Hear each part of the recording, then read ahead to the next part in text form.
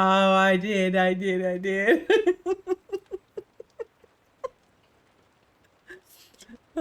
I did. I'm not gonna lie, I did.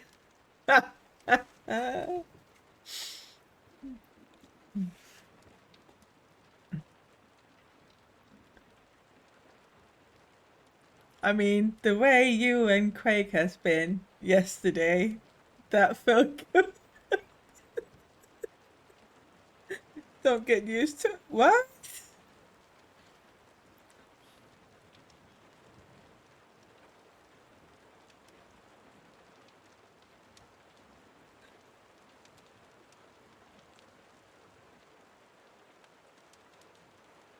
Well,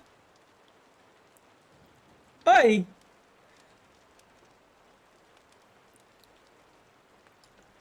Nuh-uh.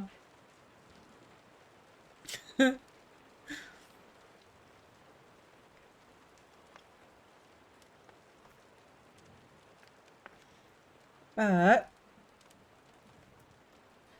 since I had some issues with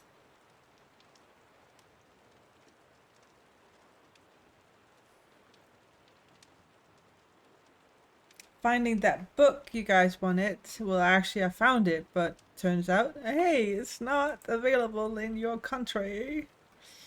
So we have to continue the story, the book I was reading Monday, Tuesday, I mean.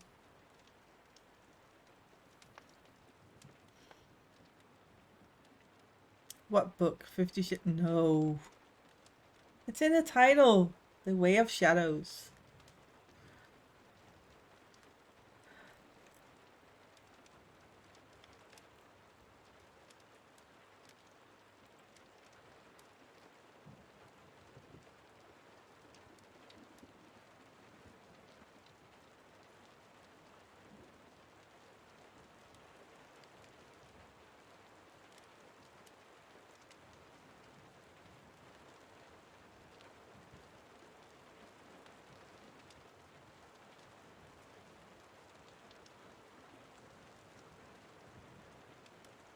Oh, I thought this was the show and tell of the modern day Karma Sutra. I should gonna get. I'm gonna give you karma. Just wait, Craig. Just wait. Just wait.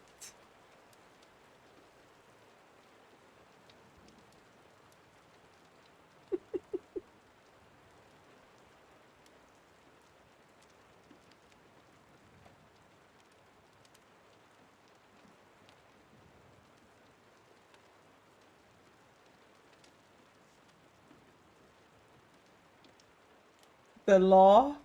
Ha!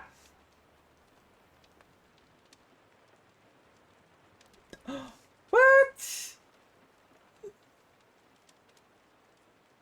No.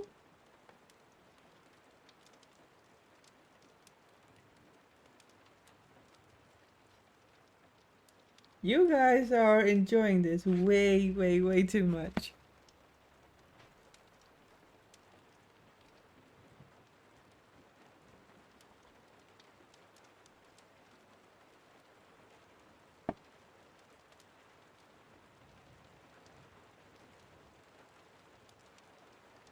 How are the sound? Is it too loud, by the way? The rain? Well, we have to make it fun to keep you motivated. Uh-huh. It sounds good? Okay, cool.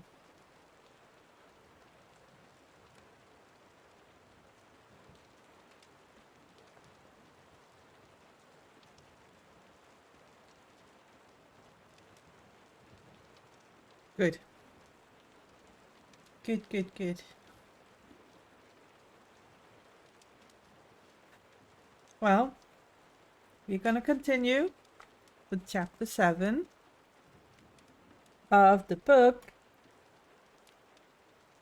The Way of Shadows by Brent Weeks. And remember what?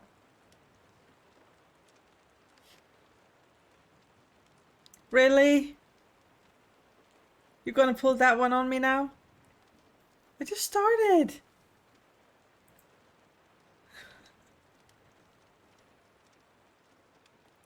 You guys are so mean.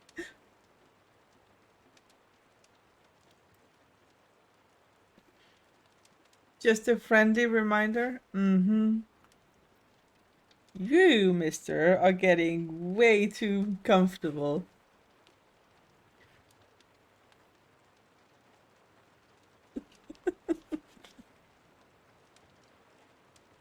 All right.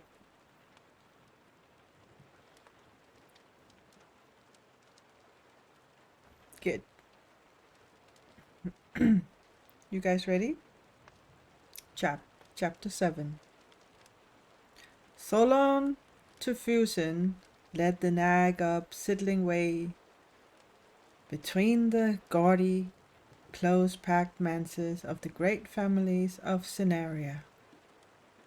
Many of the houses were less than a decade old. Others were older, but had been recently remodeled. The buildings along this one street were quality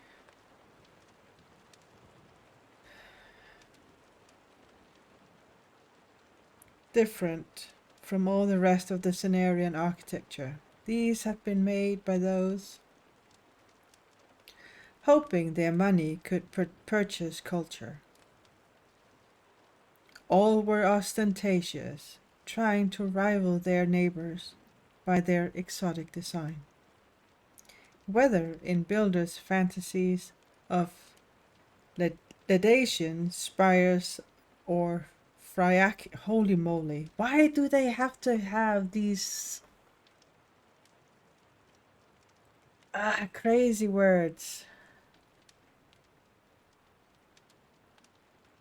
Pika pika. Choo! Hi, J. Cliff. How are you, sweetheart?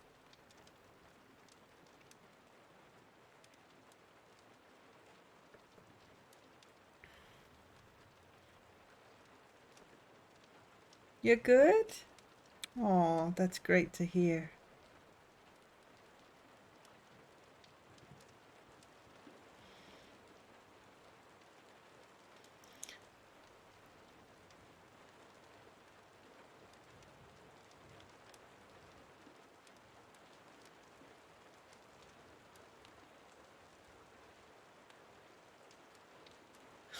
Hi, Fat Box. Can I have shout outs for J. Cliff and Fat Box?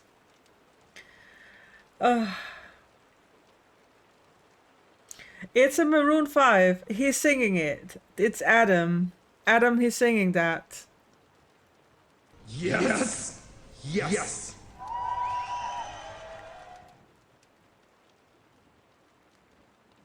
Nope. Yes! Yes!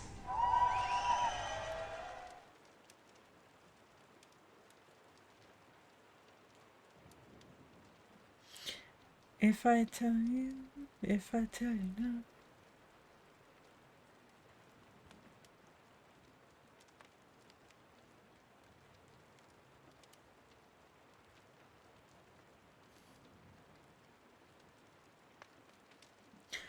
I'm gonna say this. It does not ring a bell whatsoever if it's not the one with Maroon 5. Well, at least Adam.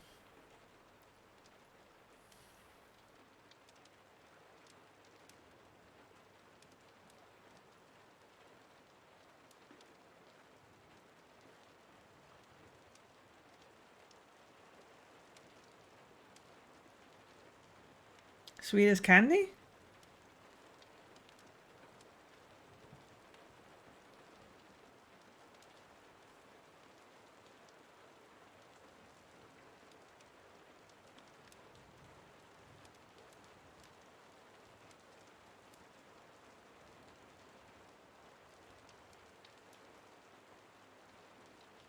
Oh, yeah, well, okay.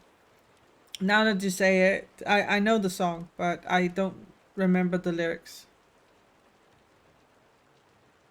So.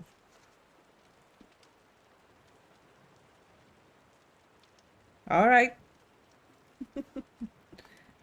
Alright, let's continue chapter 7, guys. With all their Latician spires or Friaki pleasure domes, or in more accurately articulated, elitarian mansions or perfect scale imitations of famous Suran summer palaces. Yes, you won today. There was even what he thought he recognized from a painting as bulbous Yamuri temple, complete with prayer flags, slave money, he thought. It wasn't slavery that appalled him. On his island, slavery was common, but not like it had been here.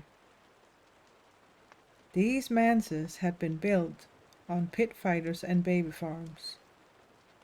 It had been out of his way, but he'd walked through the warrens to see what the silent half of his new home city was like. The squealer there made the wealth more obscene. He was tired. Though not tall, he was thick. Thick through the stomach, and mercifully still thicker through the chest and shoulders. The nag was a good horse, but she was no war horse, and he had to walk her as often as he rode. The large estate loomed ahead, differentiated from the others not so much by the size of the buildings as by the amount of land within the walls. Where the manses were packed side by side, the estate sprawled. Guards presided over gates of ironwood rather than intricate grillwork. Gates built long ago for defenses, not decoration. The gate of the first estate bore the Jadwin trout inlaid with gold leaf. Through the sally port he saw a lavish garden filled with statues, some marble, some covered with beaten gold. No wonder they have a dozen guards. All the guards were professional, and a few furlongs short of handsome, which gave credence to the rumors about the Duchess, and he was more than happy to pass the Jadwin estate. He was a handsome man with olive skin, black eyes, and hair still black as night, untouched by the grey shadows of dawn. Sharing a house with the voracious Duchess, whose husband left on frequent and lengthy embassies, was trouble he didn't need. Not that I'll find less where I'm going. Dorian, my friend, I hope this was genius. He didn't want to consider the other possibility. I am Solon to Fusen. I am here to see Lord Gaia, Solon said as he arrived in front of the Gaia estate gate. The Duke? The guard asked. He pushed his helm back and scraped a hand across his forehead.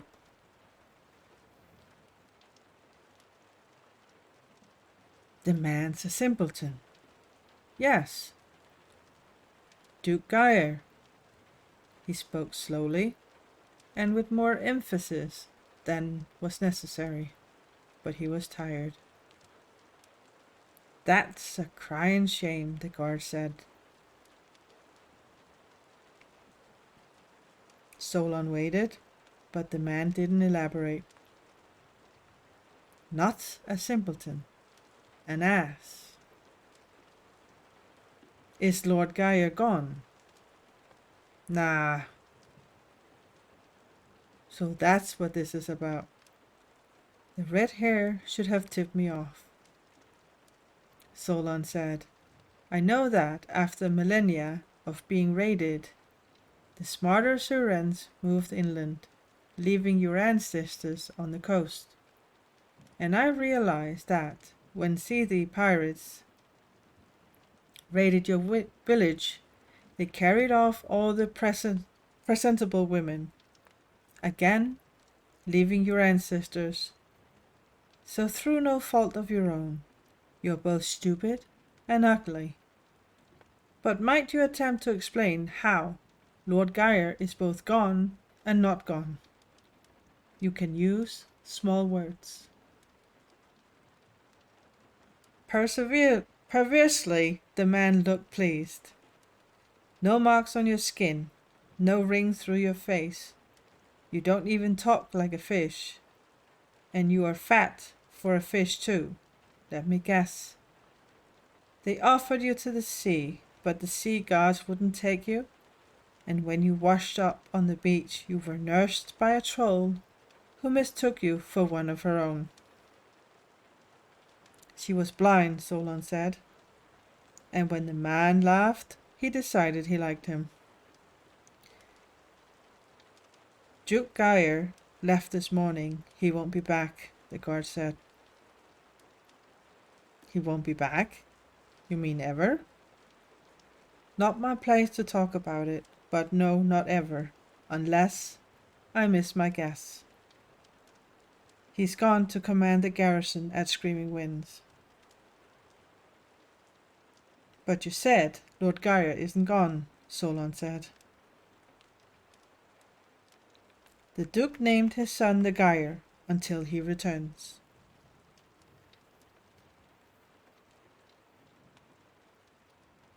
Which will be never? You're quick for a fish. His son Logan is the Geyer. Not good. For the life of him, Solon couldn't remember if Dorian had said Duke Geyer or Lord Geyer. Solon hadn't even considered that there might be two heads of a house, Geyer. If the prophecy was about Duke Geyer, he needed to get writing now. But if it were about his son, Solon would be leaving his charge at the time he needed him most. May I speak with Lord Geyer? Can you use that steel? The guard asked. If you can't, I suggest you hide it. Excuse me. Don't say I didn't warn you. Come with me. The guard called to another atop the wall, who came to hold the gate while the Suran let Solon into the estate. A stable boy took the nag, and Solon kept his sword. He couldn't help but be impressed. The Geyer estate had a permanence about it, the deliberate gravitas of an old family. Acanthus was planted inside the walls and out, growing from red soil Solon knew must have been brought in specially for the purpose.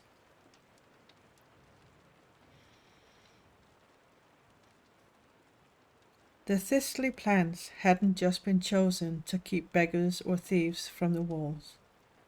They also had long associations with elitarian nobility. The manse itself was similarly daunting. All heavy stone and broad arches and thick doors that could withstand a siege engine. Hi, sweetheart. So glad you showed up.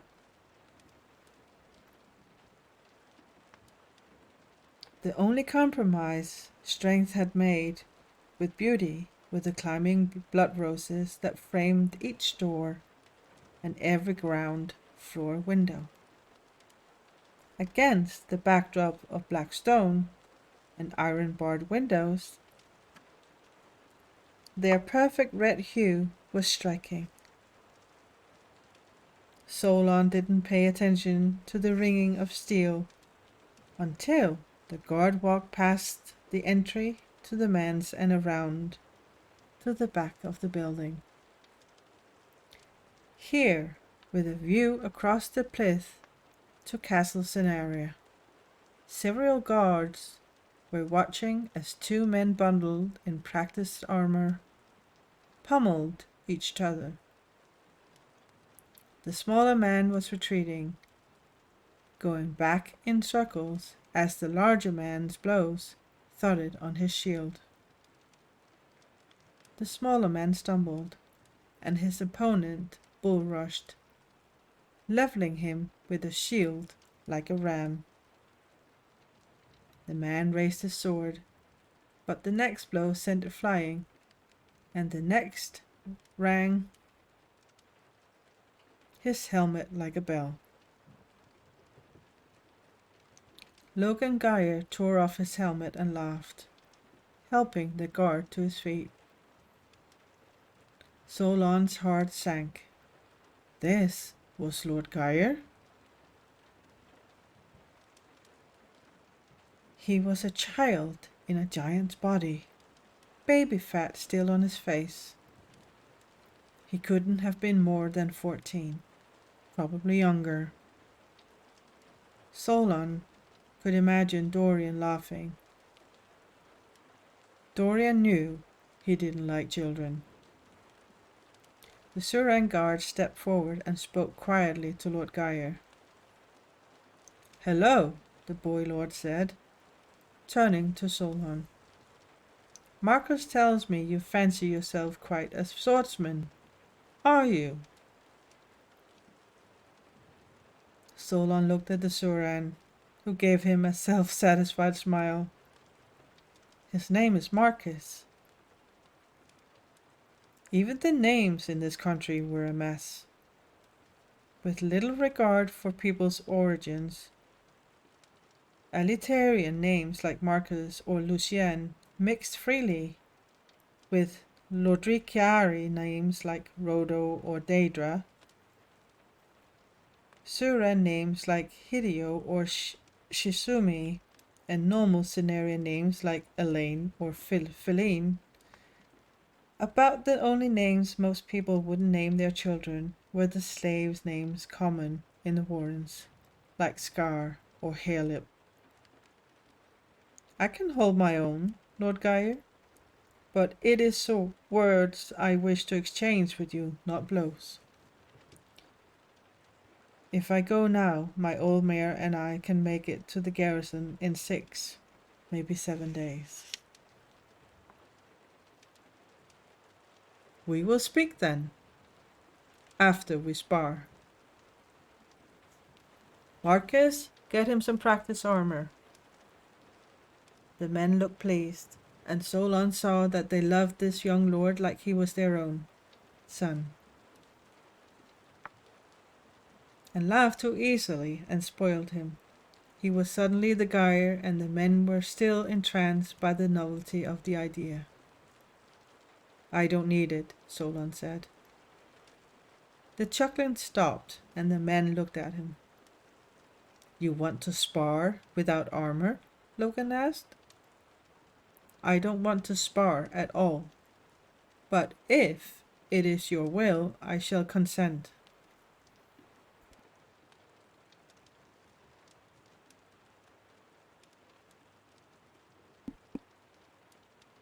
"But I won't fight with a practiced blade." The men hooted at the prospect of seeing this short Sethi fight their giant, unarmored. Only Marcus and 1 or 2 others looked troubled. With the thick armor Logan wore, there was little danger that he would be seriously injured, even with a sharp sword, but the danger was there. In his eyes, Solon saw that Logan knew it too. He was suddenly doubting if he should have been quite so brash with someone who he knew nothing about. Someone who might well wish him harm. Logan was looking again at Solon's stocky build. "My lord," Marcus said, "maybe it would be best if—" "Agreed," Logan said to Solon. He pulled his helmet on and locked the visor. He unlimbered his sword and said, "Ready when you are." Before Logan could react, Solon jabbed his fingers through the boy's visor and grabbed the nose piece. He yanked Logan forward and twisted. The boy slammed into the ground with a grunt. Solon drew a knife from Logan's belt and held it to the boy's eye. His knee resting on the side of Logan's helmet, holding it in place. "Do you yield?" Solon asked. The boy's breaths were labored. "I yield." Solon released him and stood, brushing the dust from the leg of his breeches. He didn't offer to help Lord Geyer stand. The men were quiet. Several had drawn swords, but none moved forward. It was obvious that if Solon had meant to kill Logan, he would already have done it. No doubt they were thinking about what Duke Geyer would have done to them if such a thing had happened. "You are a fool, boy, Lord Geyer," Solon said. "A buffoon performing for men you may one day have to ask to die for you."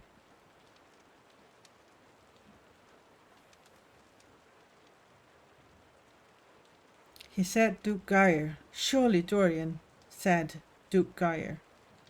But he sent me here. Surely he would have sent me to the garrison directly if he meant the Duke. The prophecy wasn't about me. Dorian couldn't have known that I would be held up, that I would get to the city this late. Could he? Logan removed his helmet, and he was red-faced. But he didn't let his embarrassment flare into anger. He said, I deserved that. And I deserved the manhandling you just gave me. Or worse, I'm sorry. It is a poor host who assaults his guest."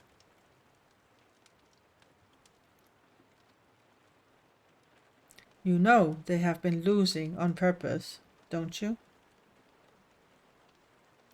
Logan looked stricken. He glanced at the man he'd been fighting as Solon arrived, then stared at his own fate. Then, as if it took an effort of will, he raised his eyes to Solon's. "I see that you speak true. Though it shames me to learn it, I thank you." And now his men looked ashamed. They'd been letting him win because they loved him, and now they shamed their lord.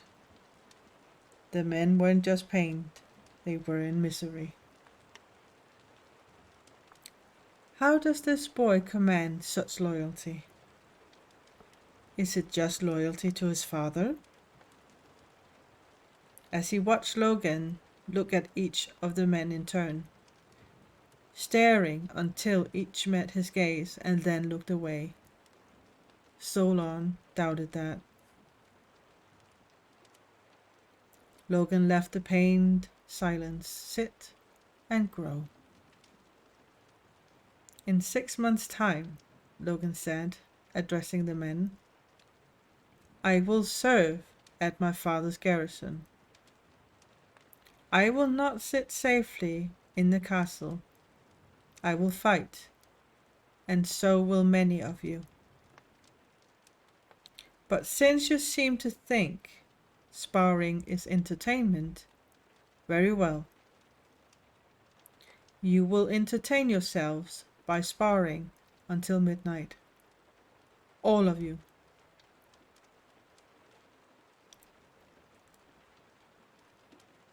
Tomorrow we will start training, and I expect all of you to be here an hour before dawn.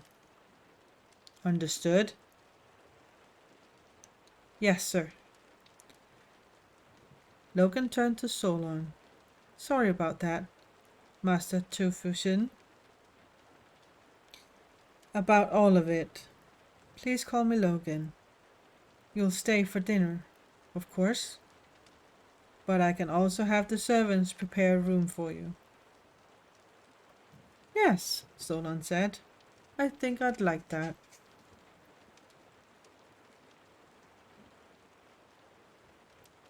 Chapter 8. Every time Wurtmeister Neff Dada met with Rat, it was in a different place. Rooms in inns, cellars of boat shops, bakeries, east side parks, and dead-end alleys in the Warrens. Ever since Neff had figured out that Rat was afraid of the dark, he made sure they always met at night. Hi, Bernsey. How are you, sweetheart?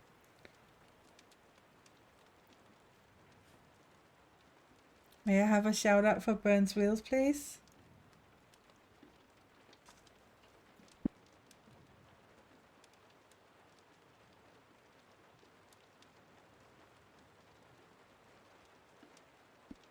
Yes.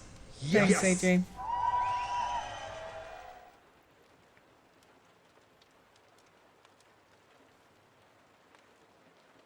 Wait, are you telling me the bot is not working?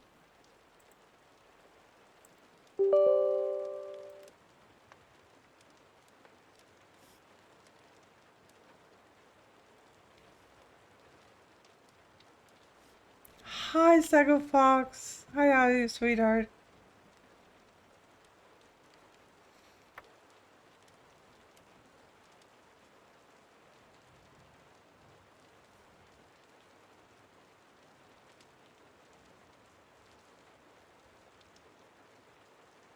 Try again.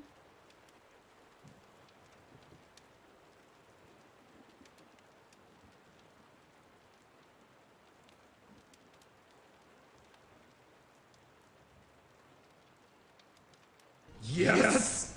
Yes. There we go.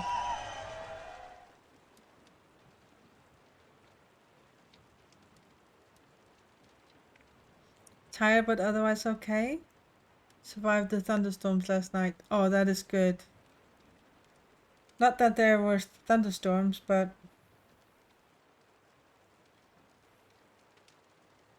and no, the chatbot wasn't down in that sense. I actually forgot to start it up. I lost power at 2 a.m. this morning. Finally got it back at 7 this morning though. Oh. It's never good losing power.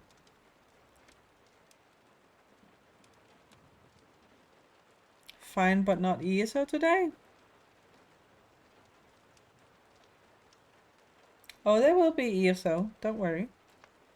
But today, well, for now, we are reading. New schedule.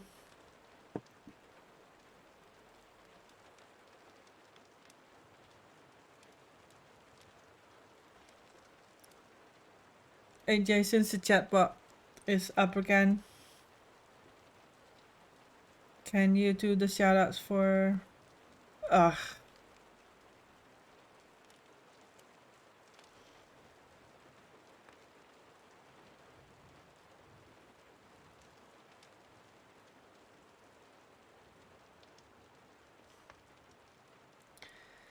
Yes, AJ. But can you please do a shout out for Fatbox and Jcliff again? Yes. Yes. Thank you. Much appreciated, dear. Yes.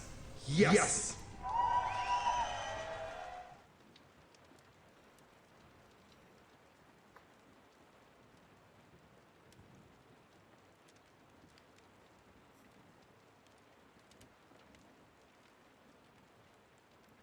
Now let's see what happens to Rat. Tonight, Neff watched Rat and his bodyguards enter the tiny old overfull graveyard. It wasn't as dark as Neff would have hoped. Taverns and game halls and whorehouses huddled not 30 paces away. Rat didn't dismiss his bodyguards immediately. Like most parts of the Warrens, the graveyard was less than a foot above the waterline. The rabbits, as the natives of the Warrens were called, buried their dead directly in the mud.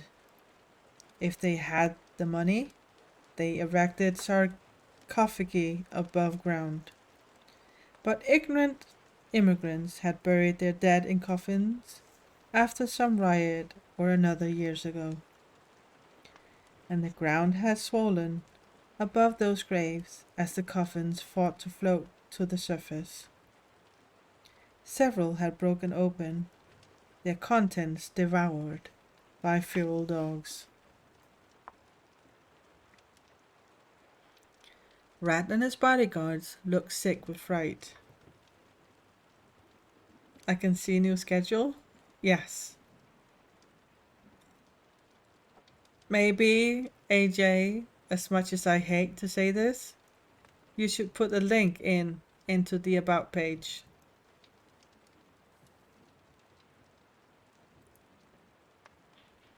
Even though all they gotta do is scroll down.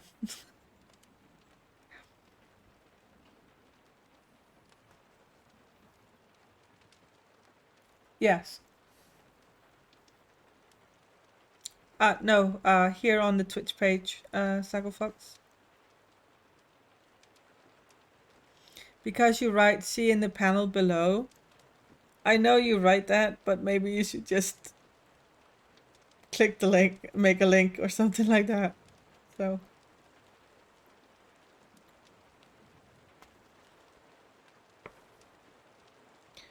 Rat and his bodyguards looked sick with fright. Go on, Rat finally said to his babes. Pika? Pika? Nonchalantly picking up a skull and tossing it at one of them. The boy stepped back quickly, and the skull, weak with the age of or disease, shattered on a stone.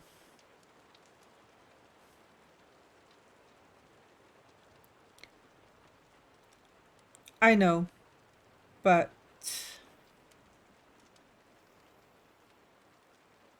it will take them straight to the About page.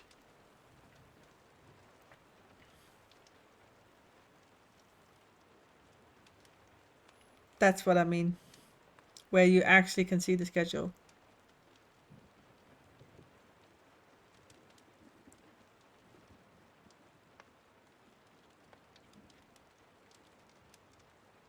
No, wait, is it? No, wait, it's in the beginning, isn't it? It's not in the About page.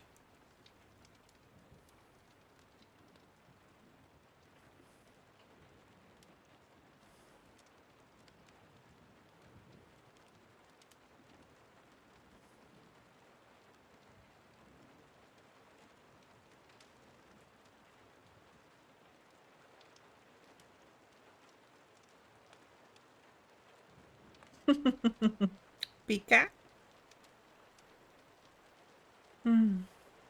Hello, child, Neff rasped into Rat's ear. Rat flinched, and Neff smiled, his gap-toothed smile, his long, sparse white hair falling in a greasy trickle to his shoulders. Neff stood close to the boy. Then he took a step back. What do you want? Why am I here? Rat asked. Ah, petulance and philosophy, all bound up in one. Neff shuffled closer.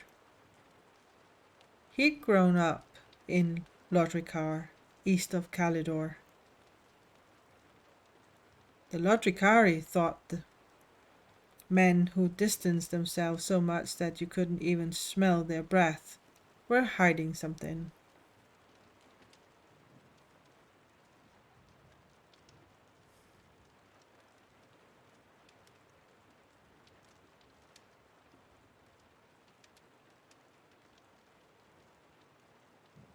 Thank you, AJ.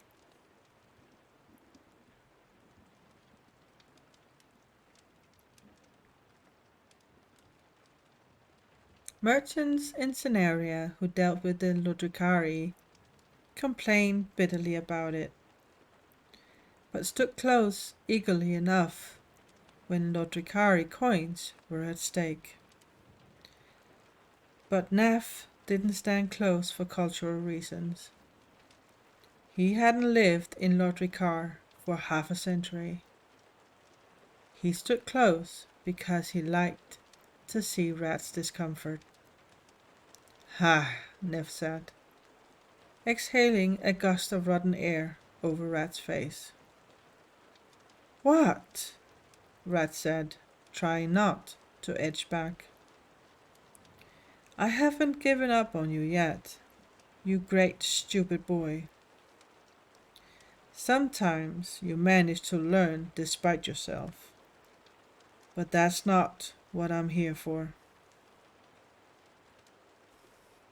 Nice! Congratulations on that, Chucklefox.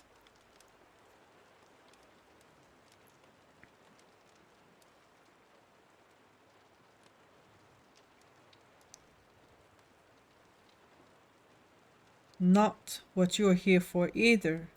It's time to move. Your enemies are arrayed against you, but not yet organized. How do you know that? I know more than you think, Ratty Fatty. Neff laughed again, and spittle flew onto Rat's face. Rat almost struck him then. Neff could tell. Rat had become a gillfist for a reason. But of course, he'd never hit Neff. The old man knew he looked frail. But a Wurtmeister had other defenses. Do you know how many boys your father has whelped? Neff asked.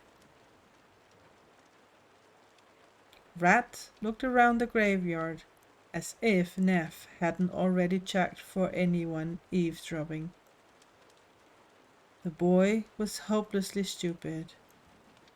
Stupid!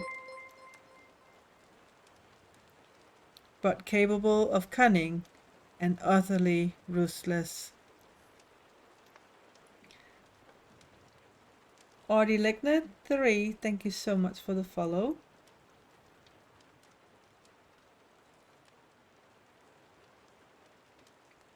Besides, Neff didn't have many choices. When he'd come to Scenaria, he'd been placed in charge of 4 boys. The most promising one had eaten some bad meat in the first year and died before Neff had even known he was sick. This week, the second had been killed in territory fight between guilds. That left Neff with only 2. His Holiness has fathered 132 boys the last time I counted. Most of those lacked talent and were cold. You are one of 43 who are his seed. I've told you this before. What I haven't told you is that each of you is giving a task, a test to prove your usefulness to your father. Yes, that is a lot of kids.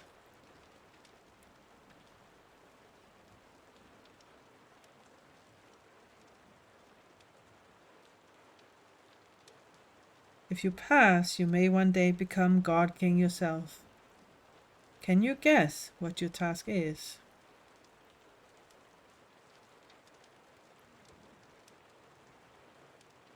Rat's beady eyes glittered with vision of opulent splendor.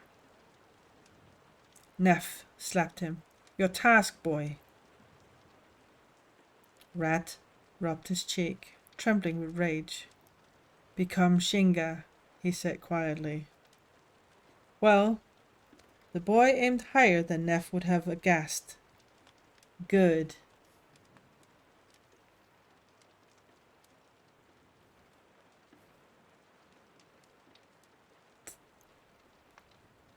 Show my usefulness to my father? Well, if it were to be me, I would be totally useless. Oh, Dreadnought, that's not true. And hello, dear. AJ, can I have a shout out for Dreadnought Gaming, please? You don't know me?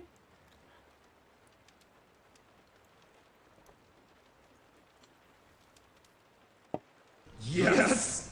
Yes.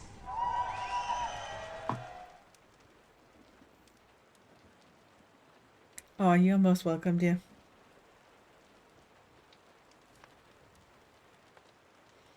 Oh, you were playing Left 4 Dead?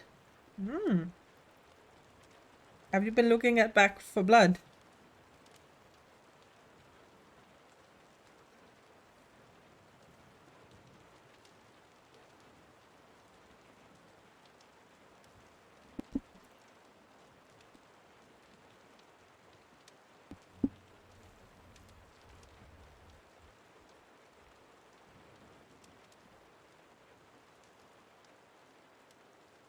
I did, yes. And I did stream that first. Then I also played Left 4 Dead 2 to show off the difference between the two. Oh, nice. Did you like it? Back for Blood.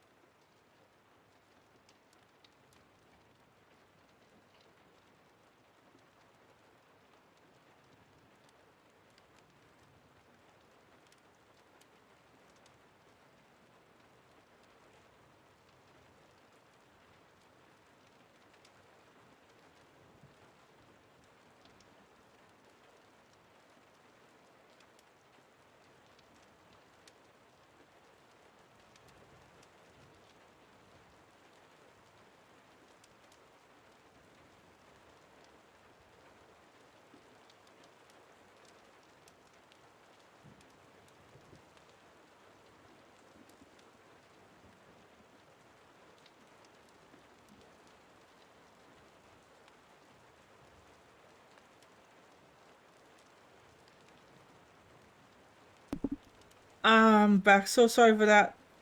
My phone started ringing. So.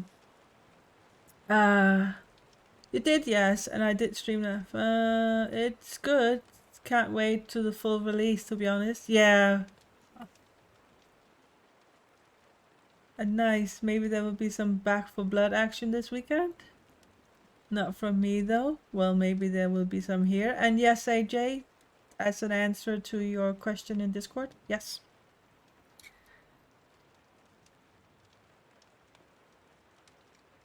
Alright, let's get back to this book, okay? Yes! His Holiness has declared that Scenaria will fall, and as will all the Southlands. The Sarkage is the only real power in Scenaria. So yes, you will become Shinga. Then you will give your father Scenaria and everything in it, or more likely. You will fail and die, and one of your brothers will do this.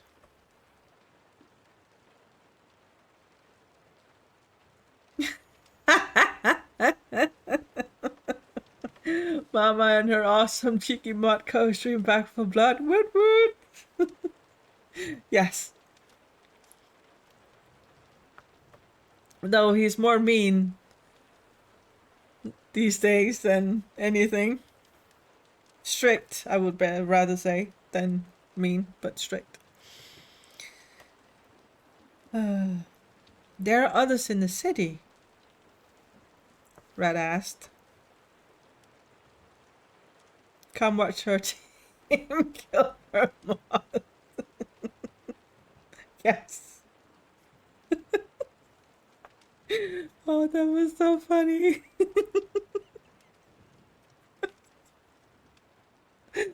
Oh no. Stop laughing, Mila. Oh my gosh.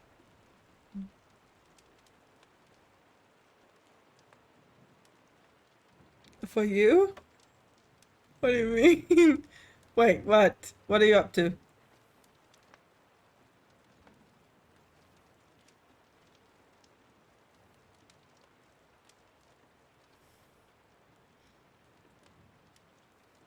Oh, yeah. For you. It wasn't funny for me. I was dead. Yeah. Oh, that was so... No, it was really, really funny. Oh my gosh. Yeah. Hi, Ginger. Hi.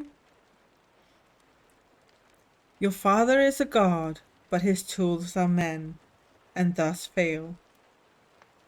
His Holiness plans accordingly. Now, my little failure in waiting, what is your brilliant plan to deal with Azoth?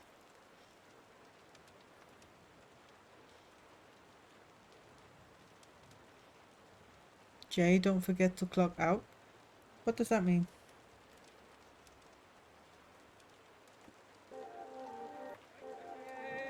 What are you doing?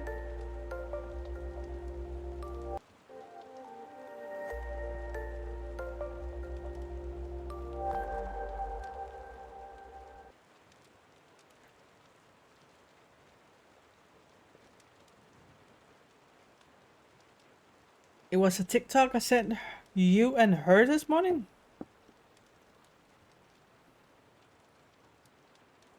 Wait, you sent me a TikTok?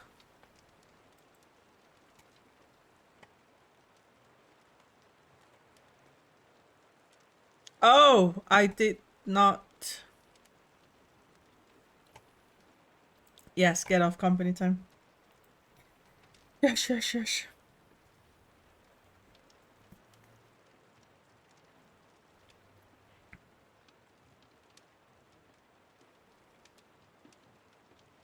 Rage roared high in Rat's eyes once more, but he controlled it.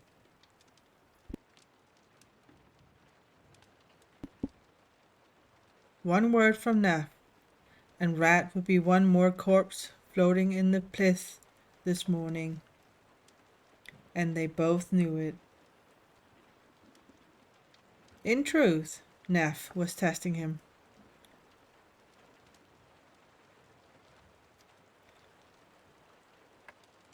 Cruelty was Rat's greatest asset. Neff had seen Rat's bloodthirstiness. Older boys who might have killed him, but it was worthless if he couldn't control it. Rat said, "I'll kill Azoth. I'll make him bleed like... What you can't do is kill him. If you do, he will be forgotten. Another will take his place. He must live broken, where all the world can see him. I'll beat him in front of everyone. I'll break his hands and... What happens if his lizards rush to defend him? They wouldn't. They are too afraid." "Unlike other boys I know," Neff said, "Azoth isn't stupid. He knew what it meant when those bigs came to him. He may even have been planning for this all along.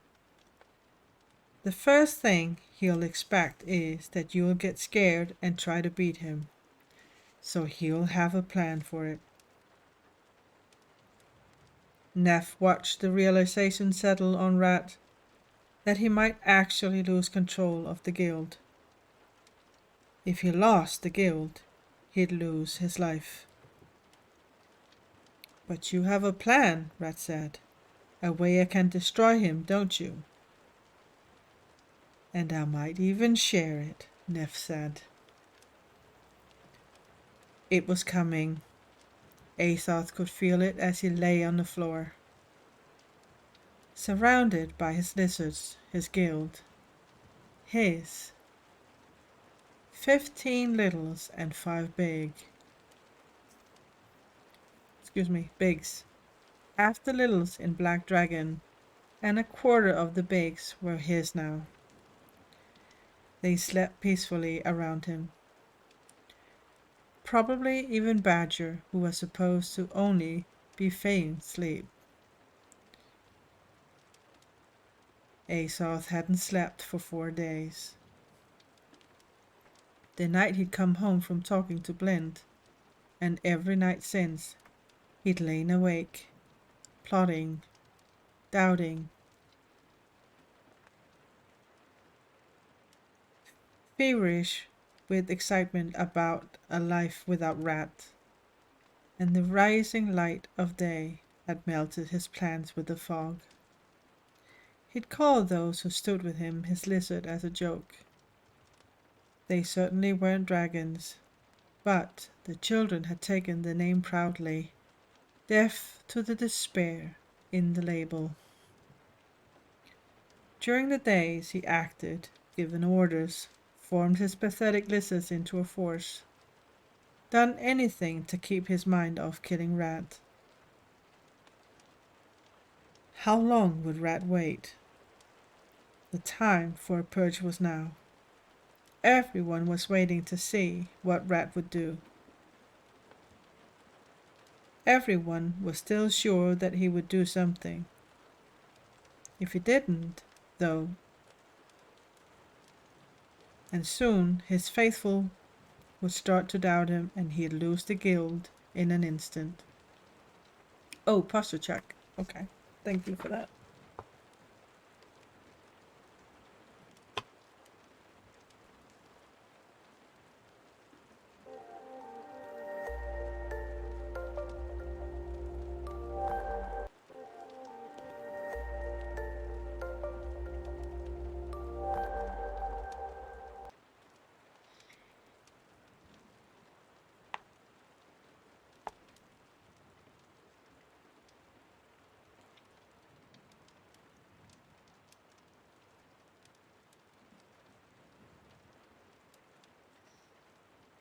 Azoth had even given orders for 3 of the littles. Yes. Thank you for the shout out.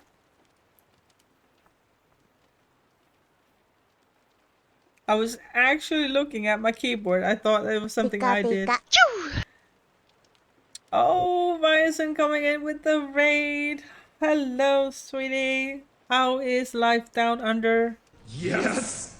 Yes. Oh, someone got new logo. Ah, nice, nice, nice.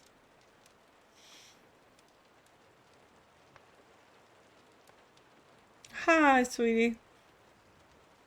How are you?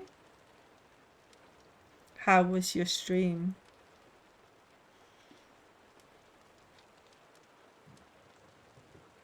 Oh, you were playing Warframe. Nice.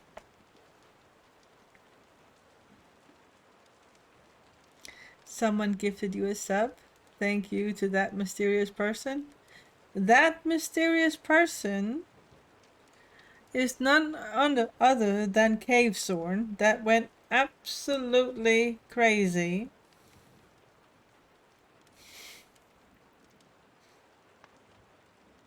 and gifted 210 subs.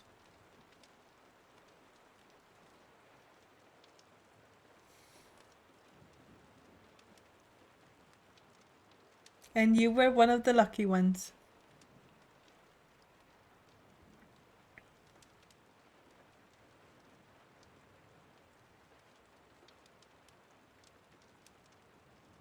Yes. Thank you. Let's just say I was broken for, I don't know, the better of an hour or something like that. Holy moly. Yeah.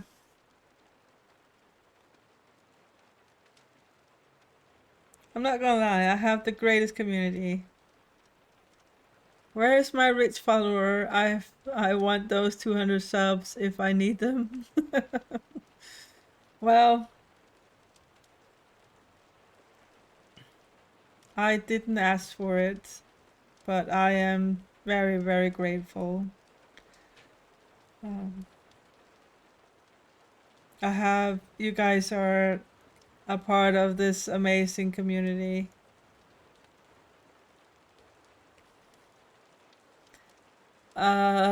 200 subs. I like this 3-bedroom apartment nearby. Can I get a loan? Oh my gosh. I think if I were to live off streaming, I think I would need,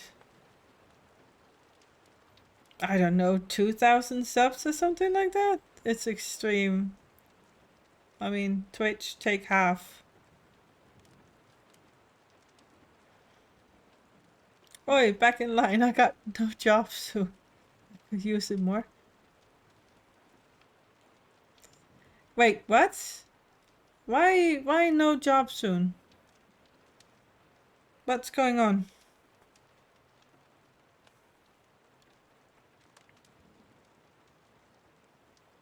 You quit?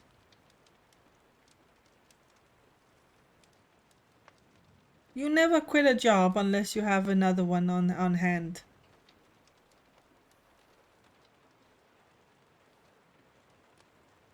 Bosses are oh okay.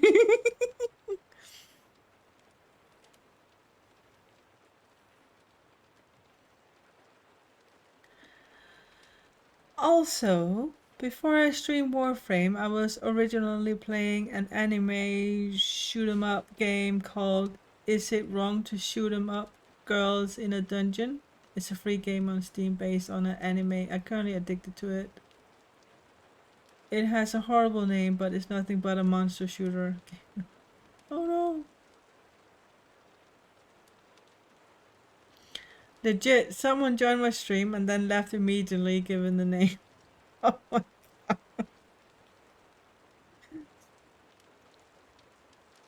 Hmm.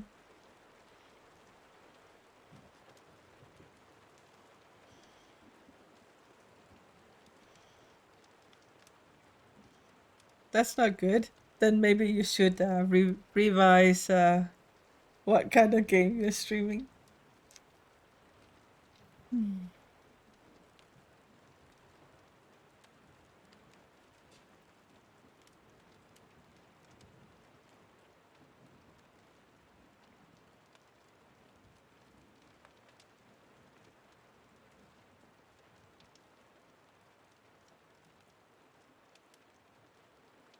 But I did apply to become a petty officer communication in the army. But need to wait for a response and invite for the physical exam and stuff. Ah, okay. Well, I hope you you uh get that going for you, Dreadnought, because you deserve that. I'll post you a few links on Steam chat so you can watch them later. It's a hilarious anime. Season 1 is on Netflix in English and season 2 and 3 are in Crunchyroll.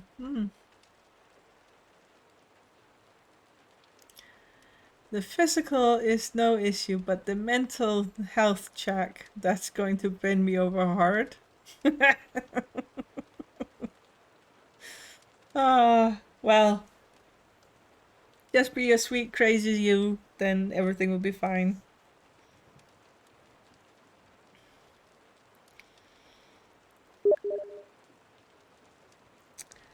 If you hear any Steam dings at the moment, it's Freshie sending me links. Okay, back to the book, guys. Back to the book. Azoth had even given orders for 3 of the littles he trusted most to guard Doll Girl at all times. Then he doubted himself. It wasn't a good use of the strength he had. He needed those littles bringing him information. Listening to the others in the guild, searching the other guilds to see if any of the neighboring guilds would like the lizards to join them. Besides, what could 3 littles do against all of Rat's bigs? Children who were 8, 10, and 11 respectively weren't going to stop Rat's 15 and 16-year-olds. He ended up assigning 2 of the bigs who had joined him first to watch over her, and had her kept close during every waking hour. He was sleeping though. The nights without sleep were catching up with him. His mind was a muddle. It was only a matter of time until he made a stupid mistake. And all of it was because he didn't have the guts to kill Rat. He could do it tonight. It would be easy, really. Rat had gone out before midnight with 2 bigs, but when they got back, he'd fall asleep instantly. The bastard never had trouble sleeping. Azoth had the shiv. He even had a real knife that one of the bigs had stolen. All he had to do was walk up to Rat and stick it in him. Anywhere in the stomach would work. Even if Rat's dragons were loyal enough to take him to a healer, they certainly take all of his money. What healer was going to work for free on a guild rat? All Azoth had to do was wait until 5 minutes after Rat got back, then get up to piss. On his way back in, he'd kill him. It was the only way Doll Girl would ever be safe. He knew what becoming a wet boy would mean. Everything would change. Wet boys were knives in the dark. Azoth would learn how to fight, how to kill. He wouldn't just learn how, he'd do it. Blend would expect him to kill.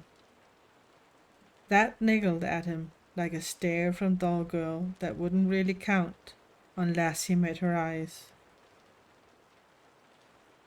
But he didn't think much about the specifics of murdering. He held on to that image of Durso Blend, laughing at the entire guild.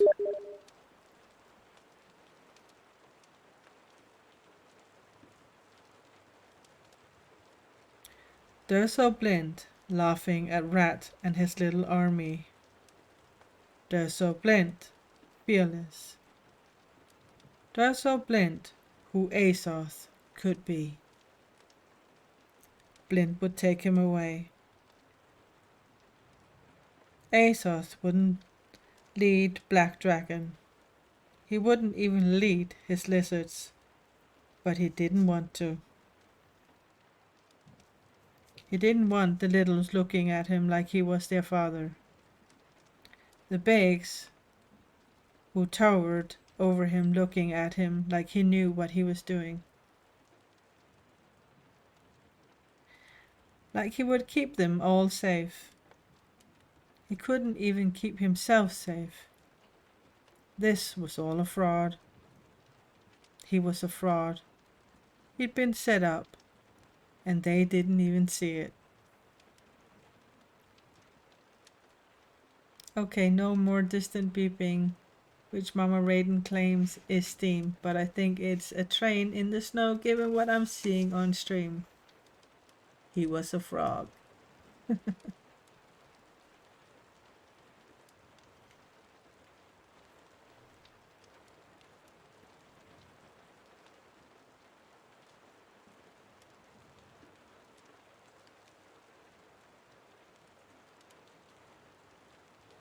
The unmistakable sound of the front door being moved aside heralded Rat's return.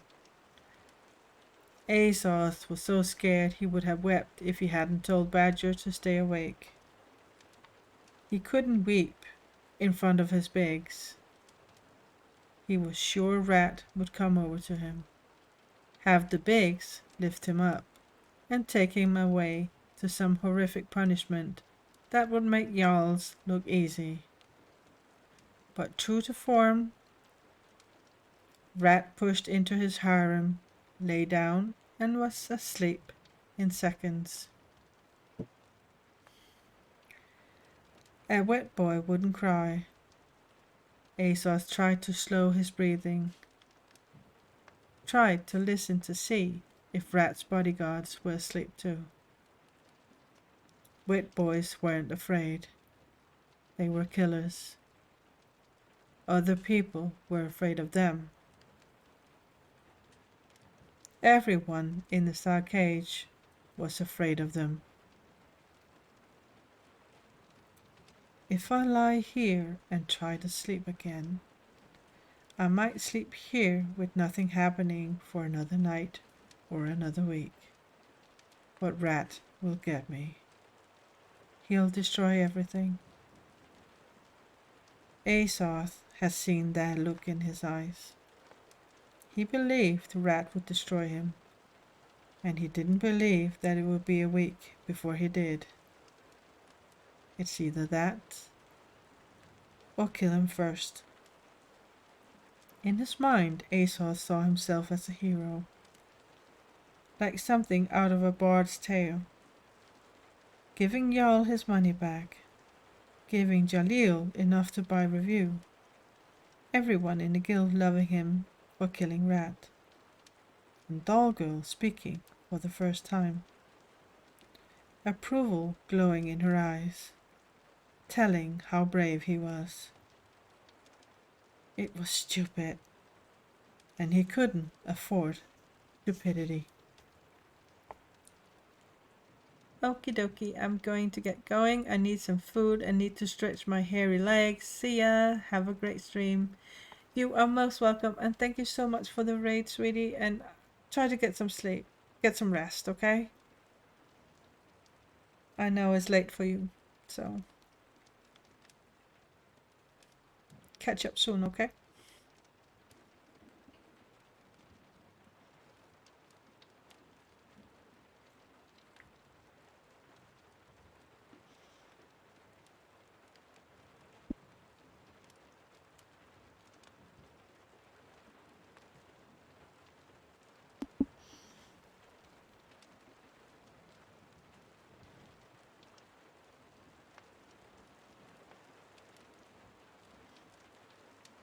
Hairy legs?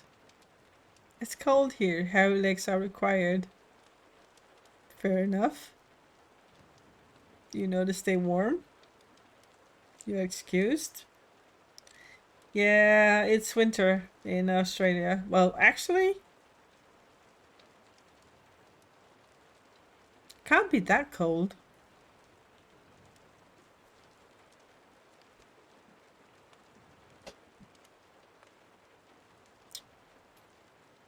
much do you have now? It's not freezing. Come on. What is your degree? Come on.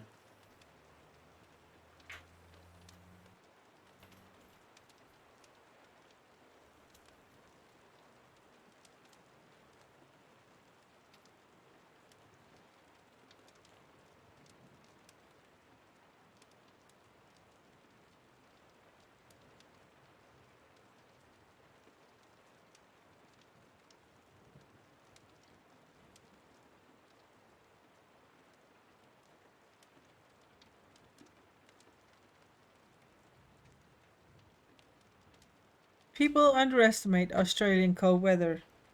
We have very little top cover due to our environment, so the wind chill factor is pretty intense. And we don't get any snow, so everyone looks grumpy, cold, and looks like they are all constipated. Yes, but I asked you, how many degrees do you have now?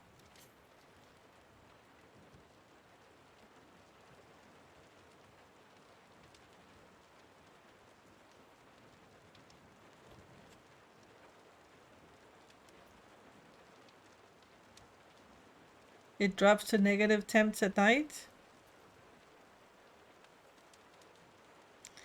It's 15 to 20 degrees in Australia right now. That's like summer for me. I heard freezing and thought about Phasma. Ay, ay, ay.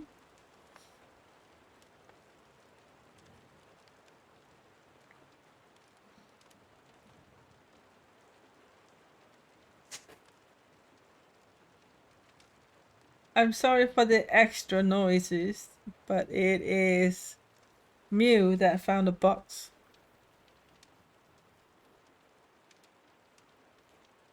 She's going crazy over boxes. Look. No, no, no. We can talk about freezing if we reach minus 20 or something like that, like we do here in Denmark, so.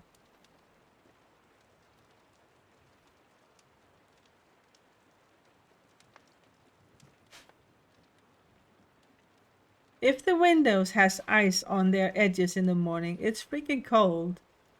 It's my fault you all live in hell-frozen overland. As of this moment, it's 18 degrees in Sydney, and at night 8. That's well above freezing, mate. Even a dingo is like, meh, that's cool. No, I know.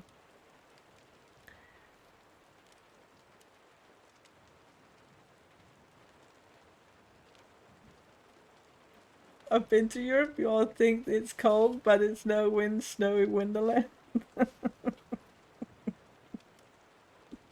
Oh, I love you, Freshie. All right, back to the book, and you, mister, go to bed. Go to bed. He had to piss. Asos got up angrily and walked out the back door. Rat's bodyguards didn't even shift in their sleep as he walked past them.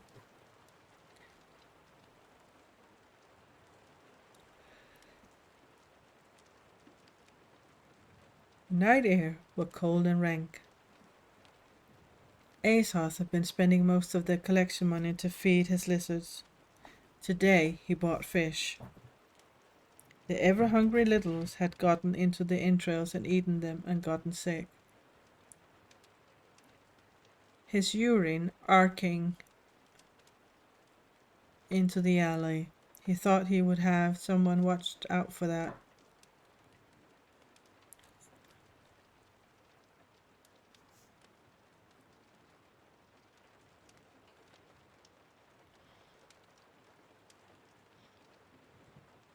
It was just something else he'd missed. He heard a scuffing sound from inside and turned. Lacing his breeches up, looking into the darkness, though he saw nothing. He was losing it. Jumping at sounds when there were 30 gill rats pressed together in the house, sleeping, moaning on empty bellies, and rolling into their neighbors. Suddenly he smiled and touched a shiv. There might be 100 things he didn't know, and 1,000 more he couldn't control. But he knew what he needed to do now. Rat had to die. It was that simple. What happened to Azoth after he did it didn't even matter. Whether they thanked him or killed him, he had to kill Rat. He had to kill him before Rat got to Dolgo. He had to kill him now.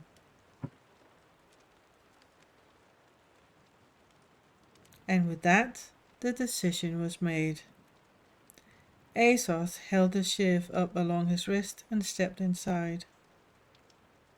Rat would be sleeping, wedged into with his harem. It would only be 2 steps out of Azoth's way. Azoth would pretend to stumble in case the Bigs were watching, and then plunge the shiv into Rat's stomach. He would stab him over and over until Rat was dead or he was.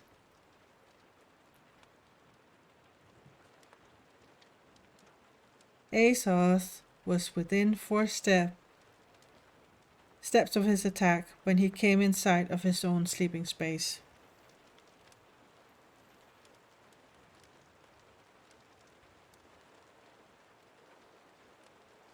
Badger was lying on his back in the darkness, a thin line drawn across his neck, black on white skin. His eyes were open, but he wasn't moving. Doll Girl's space was empty. She was gone, and so was Rat.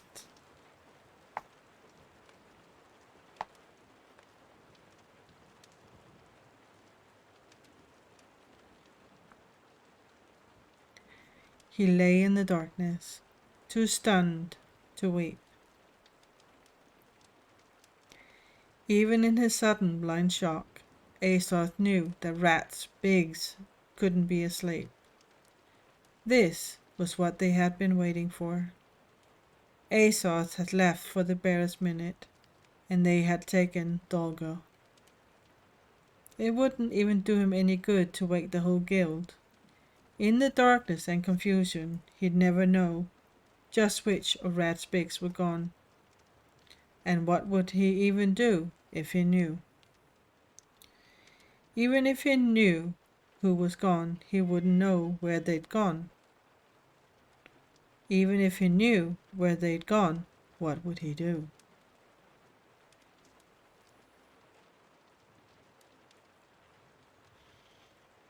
He lay in the darkness, stumbling over thoughts, staring at the sagging ceiling. He'd hurt them. Damn him forever. He heard the sound and didn't even go look. He lay in the darkness, finished. The watch changed. The sun rose. The guild rat stirred, and he stared at the sagging ceiling, waiting for it to collapse on him like everything else. He couldn't have moved if he wanted to. He lay in the light. Children were shrieking, littles pulling at him, shouting something about Badger. Questions. It was all words. Words were wind. Someone shook him, but he was far away. It wasn't until long after that he woke. There was only one sound that could have brought him out of his trance. Rat laughing.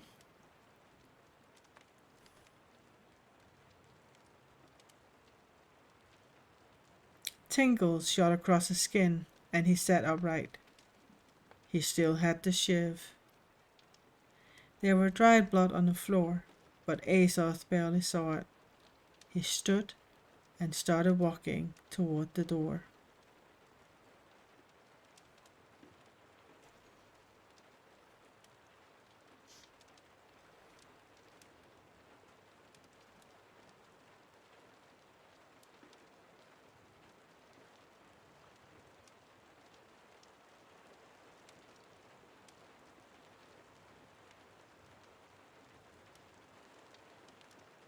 That terrible laugh rang out again, and Azoth ran.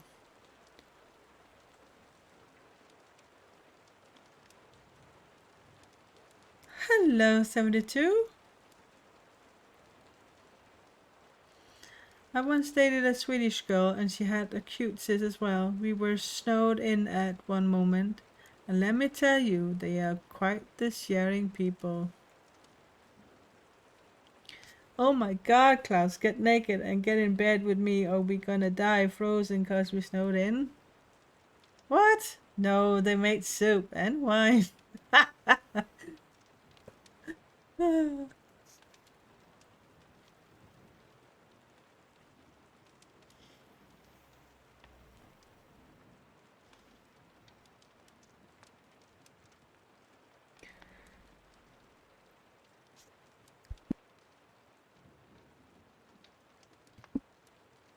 The moment he stepped through the door, out of the corner of his eye, he saw the shadow of the door frame elongate and snap forward.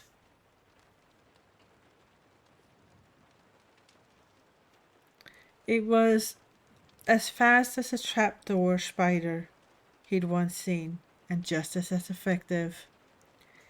He slammed into the shadow like he'd run into a wall. His head rang as he pulled back into the deep shadows between the guild building and the ruin next to it. So eager for death, little one. Azoth couldn't shake his head, couldn't shake loose. The shadow had a hand like iron over his face. Slowly, he realized it was Master Blint. 5 days, kid. 5 days you had to kill him. He was whispering in Azoth's ear, the faintest hint of garlic and onions laced through his breath. In front of them, Rat was talking with the guild, laughing and making them laugh with him. Some of Azoth's lizards was there, laughing too, hoping to escape Rat's notice. So it begins already. Whatever Azoth had accomplished was already coming apart. The rest of the lizards were gone. Doubtless they come crawling back later to see what had happened. Azoth couldn't even be mad at them for it. In the Warrens, you did what you had to do to survive.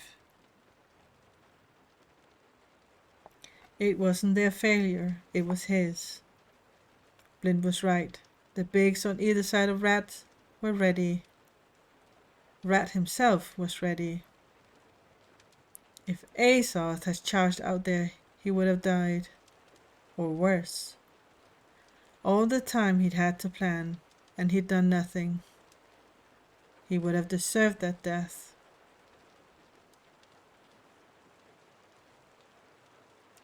Calm now, kid? Blint asked. Good, because I'm going to show you what your hesitation cost. Chapter 9.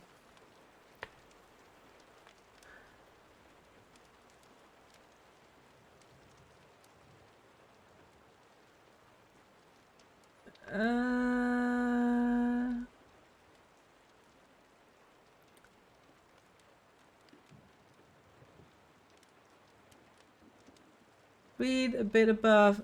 I think Ginger lives on Pluto?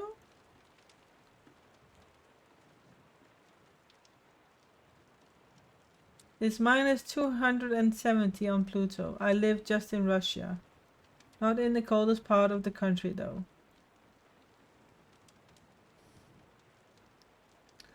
The most freezing temperature I had was just minus 38 in my city. Oi! There is murder in Mama's story. Yes, there is. Not my proudest moment, but we were all tipsy and all. It was a deal breaker. And why am I talking about this? Raiden is telling a story. My stories are irrelevant.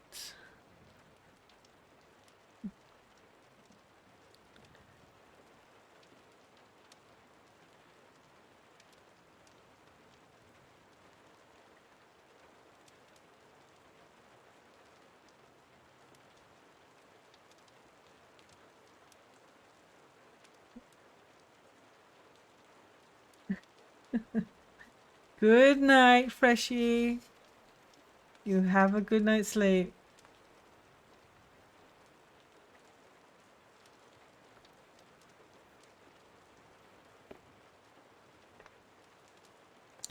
Solon was ushered into dinner by an old man with a stooped back and a smartly pressed uniform adorned with gold braid and the Gyre's soaring white falcon on a field sable, which over the centuries has become barely recognizable as the Gyre falcon it was.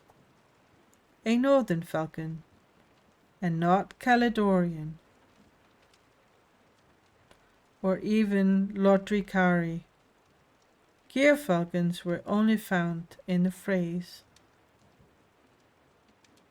so the Gyres are hardly more native to Cenaria than I am. Dinner was sat in the great hall, a strange choice to Solon's mind. It wasn't that great hall wasn't impressive, it was too much so. It must have been almost as large as Castle Cenaria's own great hall, adorned with tapestries, banners.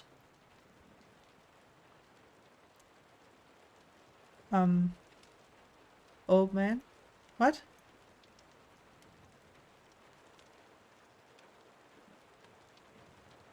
I did not say old man.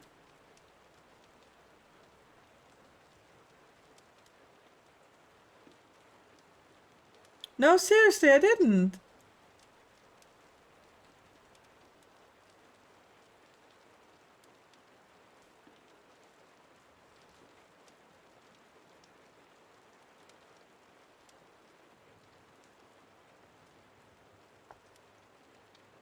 Well, yeah.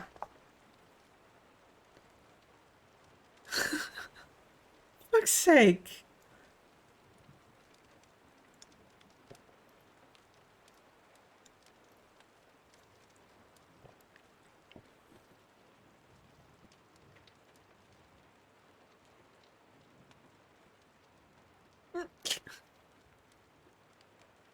What you?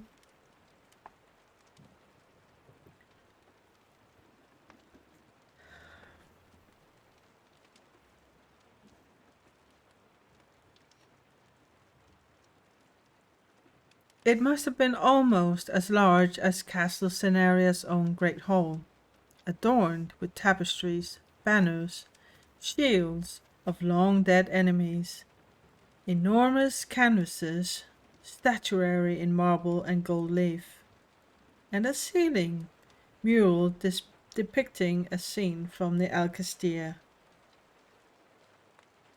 In the midst of such grandeur, the table was dwarfed to insignificance, though it was 15 paces long. Lord Solon Tofusen, of House Tofusen, Windseekers of Royal House Braden, of the Island Empire of Seth.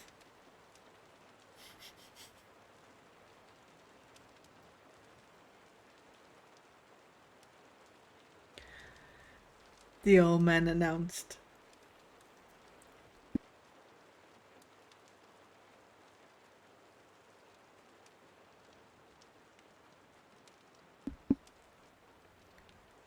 Solon was pleased that the man had either known or dug up the appropriate titles, even if Seth was scarcely an empire these days.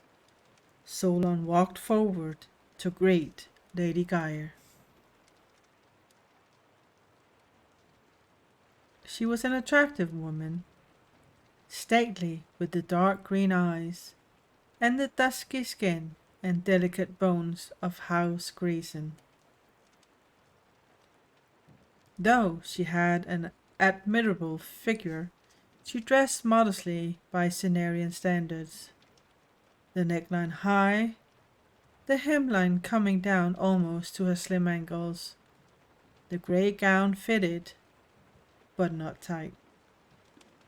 "Blessings, my lady," Solon said, giving the traditional Sethe open palm bow.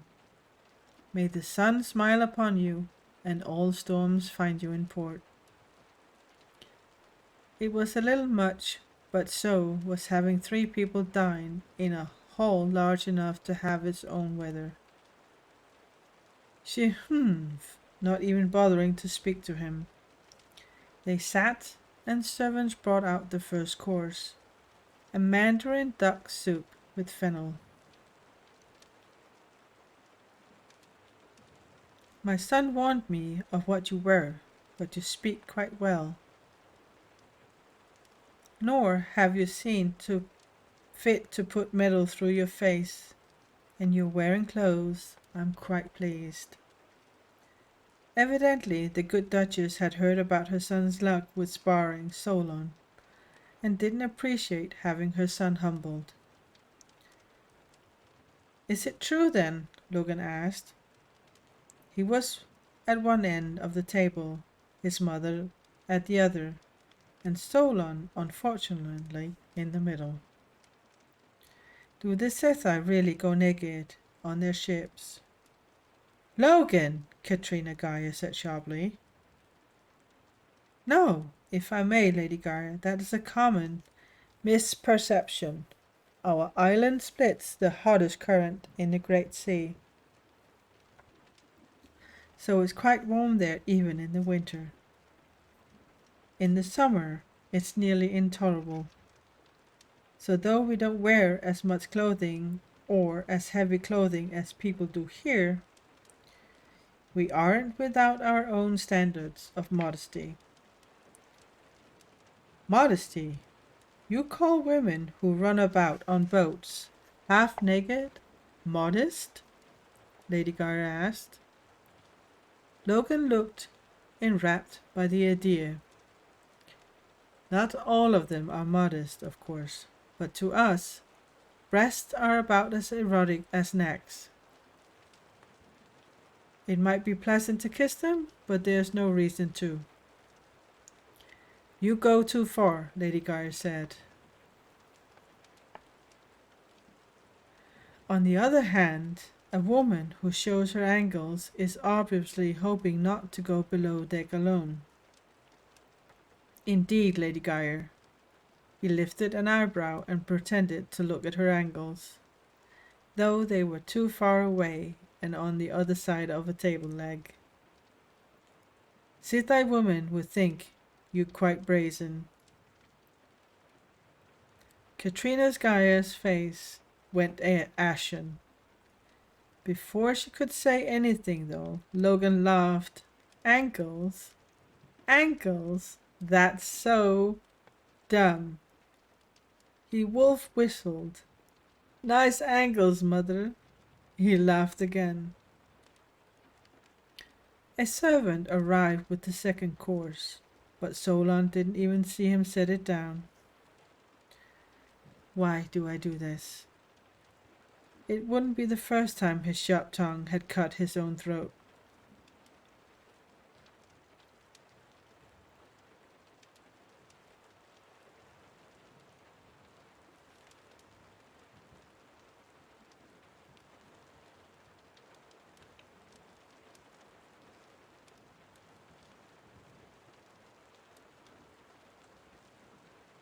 "I see that your lack of respect isn't confined to striking Lord Gaia," the Duchess said. "Now he's Lord Gaia, so the men weren't stupid. They weren't babying Logan. She probably ordered them not to hit Logan in practice."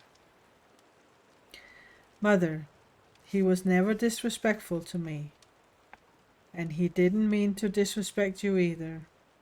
Logan looked from his mother to Solon, and found stony gazes on each.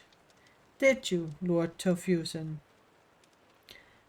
My lady, Solon said, my father once told me that there are no lords on the practice field because there are no lords on the battlefield. Nonsense, she said. A true lord is always a lord.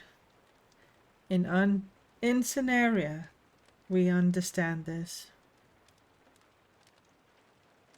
Mother, he means that enemy swords cut nobles as surely as they cut peasants. Lady Geyer ignored her son and said, What is it that you want from us, Master Tofusen?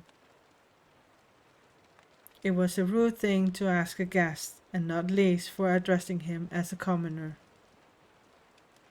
Solon had been counting on the Gaia's courtesy to give him long enough to figure out that very thing. He had thought that he could watch and wait, dine with the Gaias at every meal, and be afforded a fortnight or two before he announced any intention of his plans.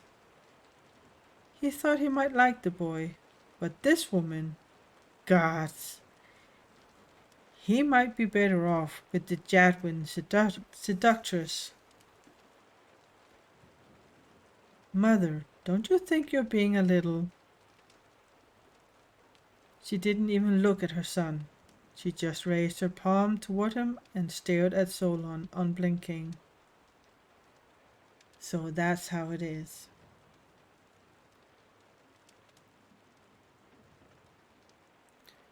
Logan wasn't just her son, for all that he was only a boy. Logan was Katrina Gaia's lord. In that contemptuous gesture, Solon read the family's history. She raised her hand, and her son was still young enough, still inexperienced enough, that he went silent like a good son rather than punish her like a good lord. In that contempt, and the contempt she greeted him with,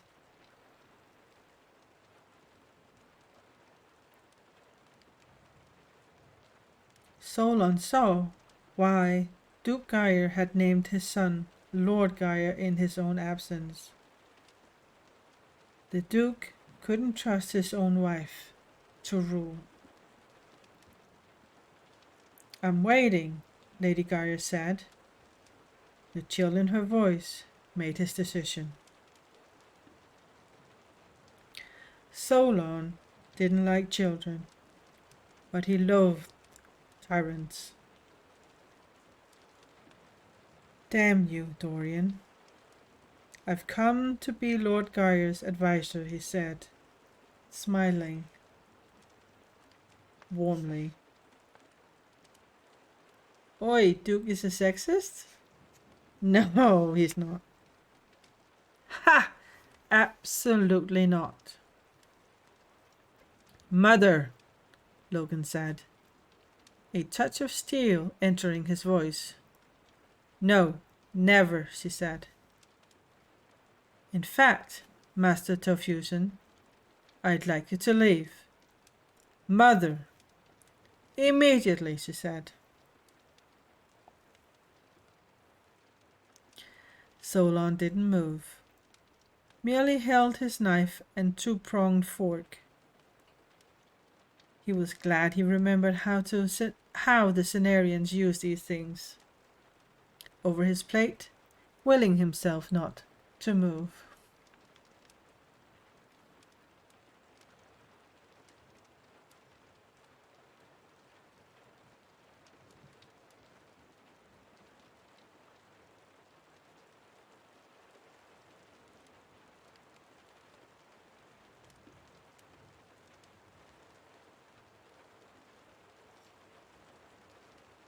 When are you going to let Lord Geyer act like Lord Geyer? He asked her.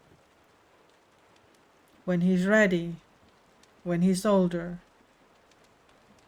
And I will not be questioned by some Seathai savage who... Is that what the Duke commanded you when he named his son Lord in his absence? Let Logan be Lord once he's ready. My father once told me that delayed obedience is really disobedience. Oh, disobedience. That we're good to do. Women are great at that, by the way. I speak of experience. Guard, she called. Damn it, Mother, stop it. Logan stood so abruptly his chair clattered to the ground behind him. The guards were halfway to Solon's chair. They suddenly looked caught, conspicuous. They looked at each other and slowed.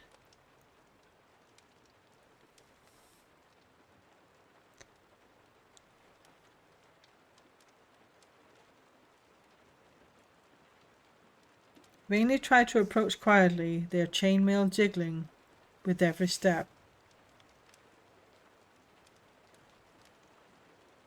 The sexiest is the t-shirt I bought today. Oh.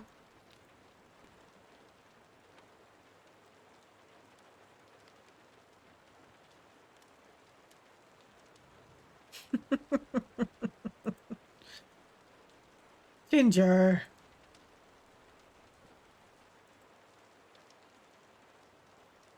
What? Made a new command? What?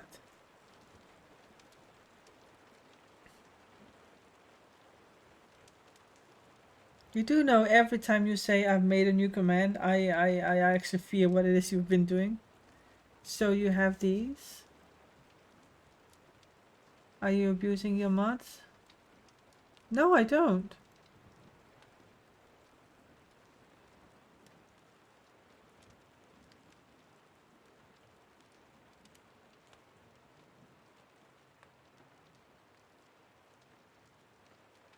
Mama says she's looking for new mods, but she knows she can't replace her awesome and cheeky mod team. Ay, ay, ay.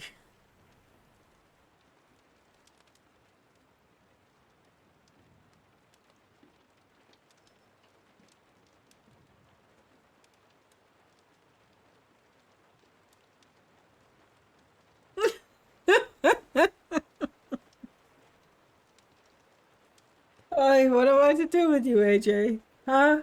What am I to do with you?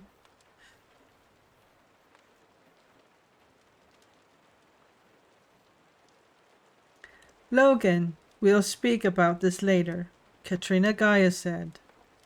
Talon, Bran, escort this man out. Now. You still like me being at home? Yes, I do, AJ. Yes, I do. I want to talk to your boss. The guard stopped. Oh, wait. I am the Gaia. Don't touch him, Logan shouted. The guard stopped. Katrina's eyes flashed fury. How dare you question my authority? You second-guess your mother in front of a stranger? You're an embarrassment, Logan Geyer. You shame your family. Your father made a terrible mistake in trusting you. Solon felt sick, and Logan looked worse. He was shaken, suddenly wavering, about to fold. The snake. She destroys what she should protect. She shatters her own son's confidence. Logan looked at Talon and Bran. The men looked like wretched to be so visibly witnessing Logan's humiliation. Logan shrank, seemed to deflate. I have to do something. My Lord Geyer, Solon said, standing and drawing all eyes. "I'm terribly sorry. I don't wish to impose on your hospitality. The last thing I would wish to be is an occasion to strife in your family. And indeed, I forgot myself and spoke too frankly to your mother. I am not always attuned to tempering the truth for Cenarian sensibilities. Lady Geyer, I apologize for any offense you or your lord may have taken. Lord Geyer, I apologize if you felt I treated you lightly, and I will of course take my leave if you will grant it." A little twist on it, on the "if you will grant it." Logan stood straighter. "I will not." "My lord?" Solon painted puzzlement on his face. "I've found too much tempering and not enough truth in this house." "Lord Tofusen," Logan said, "you've done nothing to offend me. I'd like you to stay. And I'm sure my mother will do all she can to make you feel welcome." "Logan Geyer, you will not," Katrina Geyer said. "Men," Logan said to the guards loudly to cut her off. "Lady Geyer is tired and overwrought. Escort her to her chambers. I'd appreciate it if one of you would watch her door this night in case she requires anything. We will all dine in the usual room in the morning." Solon loved it. Logan had just confined his mother to her chambers and put a guard on the door to keep her there until morning. All without giving her an avenue for complaint. This boy will be formidable. Wait, I mean, he literally did what Quake and AJ did to me last time.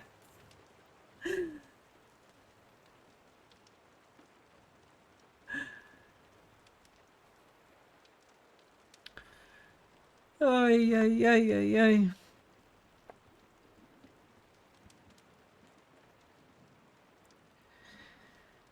Will be? He already is. And I've just chained myself to him. It wasn't a comfortable thought. He hadn't even decided to stay. Actually, half an hour ago, he decided not to decide for a few weeks. Now, he was Logan's. "Did you know this would happen, Dorian?" Dorian didn't believe in coincidences, but Solon had never had his friend's faith. Now faith, or no faith, he was committed. It made his neck feel tight, like wearing a slave collar 2 sizes too small. The rest of an excellent meal passed in silence. Solon begged his lord's leave and went looking for the nearest inn that served steady wine.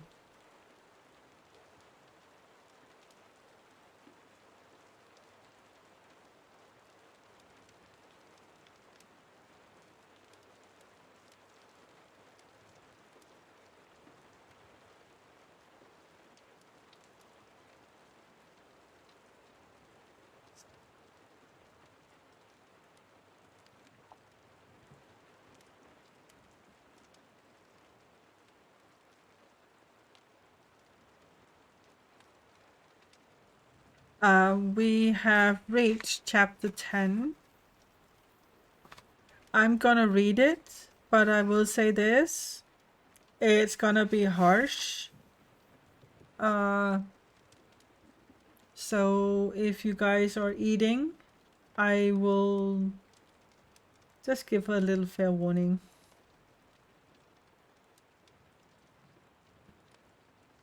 Chapter 10. Her face was destroyed. Azoth had once seen a man kicked square in the face by a horse. He died wheezing on broken teeth and blood. Tholga's face was worse. Azoth looked away, but Durso grabbed a handful of his hair and turned him back. Look, damn you, look. This is what you've done, boy. This is what hesitation costs. When I say kill, you kill. Not tomorrow, not 5 days later. You kill that second. No hesitation, no doubts, no second thoughts. Obedience.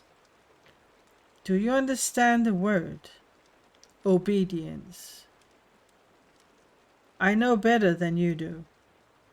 You know nothing. You are nothing. This is what you are. You are weakness. You are filth. You are the blood bubbling out of that little girl's nose. Sobs burst from Azoth's throat. He thrashed and tried to turn away, but Durso's grip was steel. No, look. This is what you've done. This is your fault, your failure. Your debtor did this. A debtor shouldn't do anything. A debtor is dead. Not 5 days from now. A debtor is dead as soon as you take the contract. Do you understand?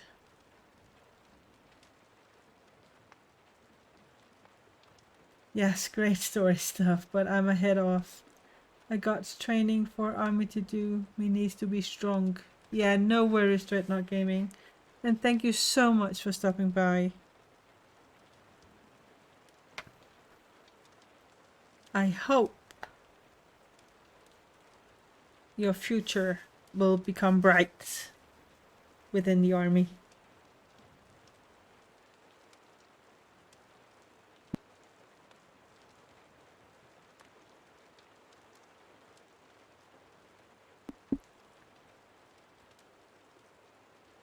Not too bright, I hate brightness. Are you a vampire?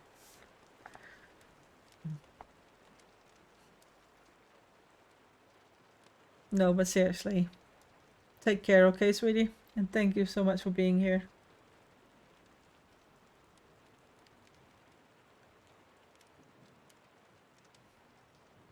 Well, I do suck, but that's just a general. I don't believe that.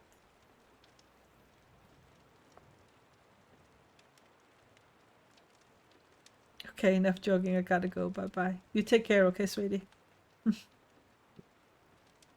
Azoth threw up, and still Durso held his hair, turning him so his vomit didn't splatter on Dolgo.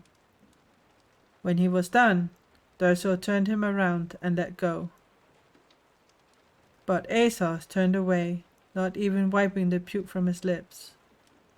He looked at Dolgo. She couldn't last long. Every breath was labored. Blood welled, dribbled, dripped, slid onto the sheets, onto the floor. He stared until her face disappeared.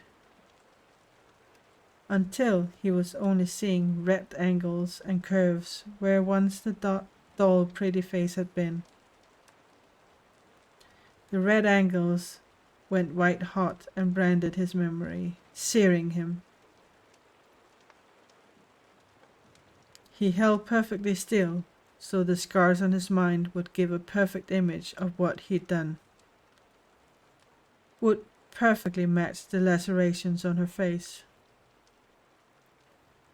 Durso didn't say a word. It didn't matter.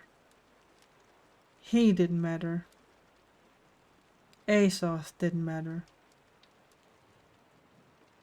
All that mattered was the bloody little girl lying on bloody sheets.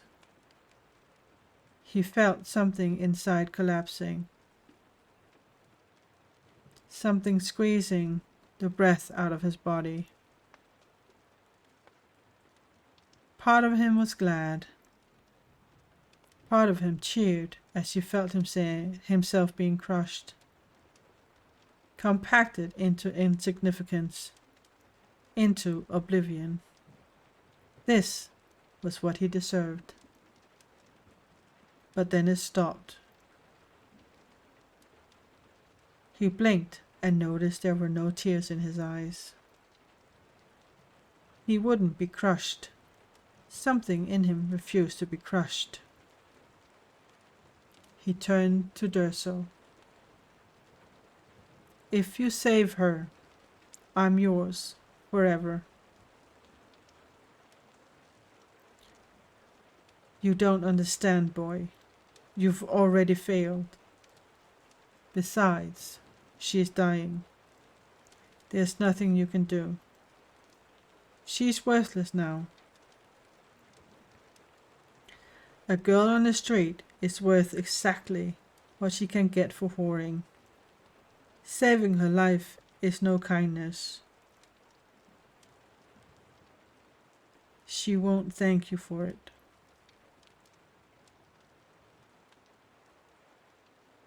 I'll find you when he's dead, Esau said. You've already failed. You gave me a week. It's only been 5 days.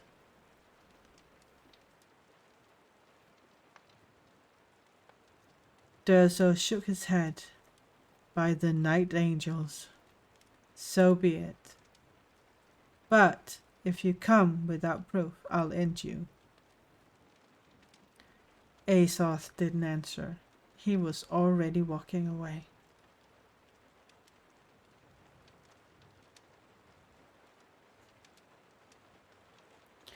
She wasn't dying fast, but she was certainly dying. Durso couldn't help but have a certain detached professional rage. It had been sloppy, cruel work. With the horrible wounds on her face, it was obvious that she had been intended to live, and live with hideous scars that would forever shame her. But instead, she was dying, wheezing out her life through a broken, bloody nose. There was nothing he could do for her either. That was quickly evident.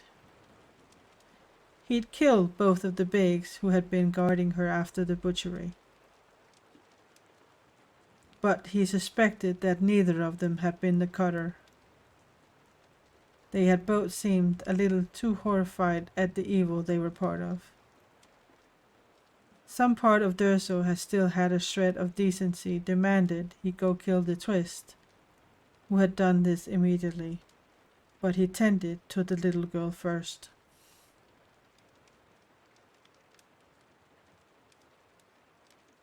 She was lying on a low cot in one of the smaller safe houses he owned in the Warrens.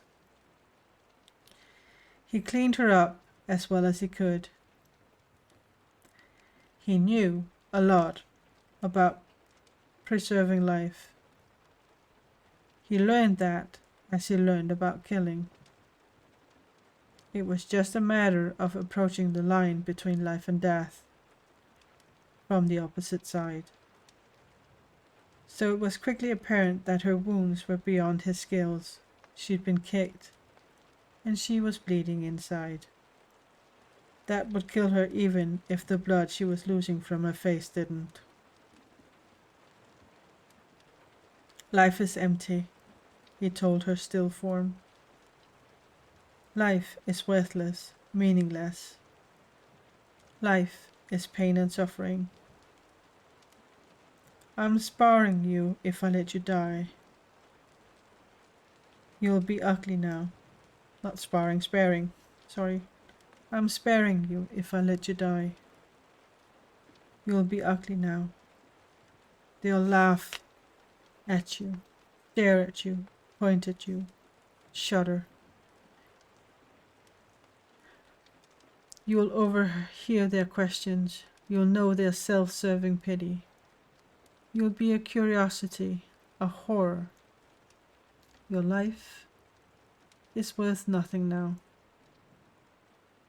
He had no choice. He had to let her die. It was only kind, not just, perhaps, but kind, not just. The thought ate him, and her ugliness and blood, her wheezing, ate at him. Maybe he needed to save her. For the boy. Maybe she would be just a goat to move him. Mama Kay said Azoth might be too kind.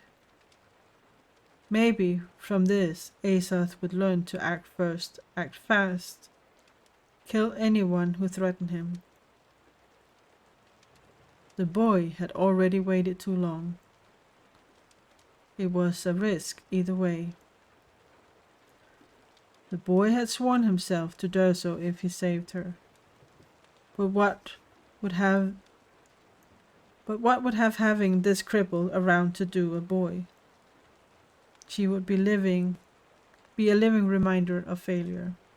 Oh, that is cruel? Yeah, that is very cruel. That's why I said, if you guys are eating, I wouldn't eat. Dursa couldn't allow Azoth to destroy himself over a girl. He wouldn't allow it.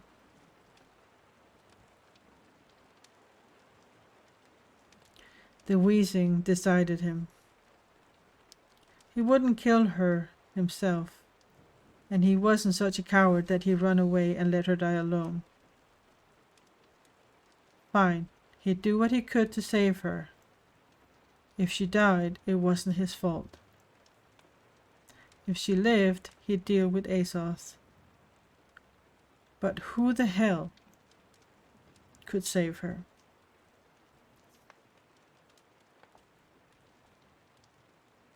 Solon stared at the dregs of his sixth glass of, to be charitable, lousy, Sithי red.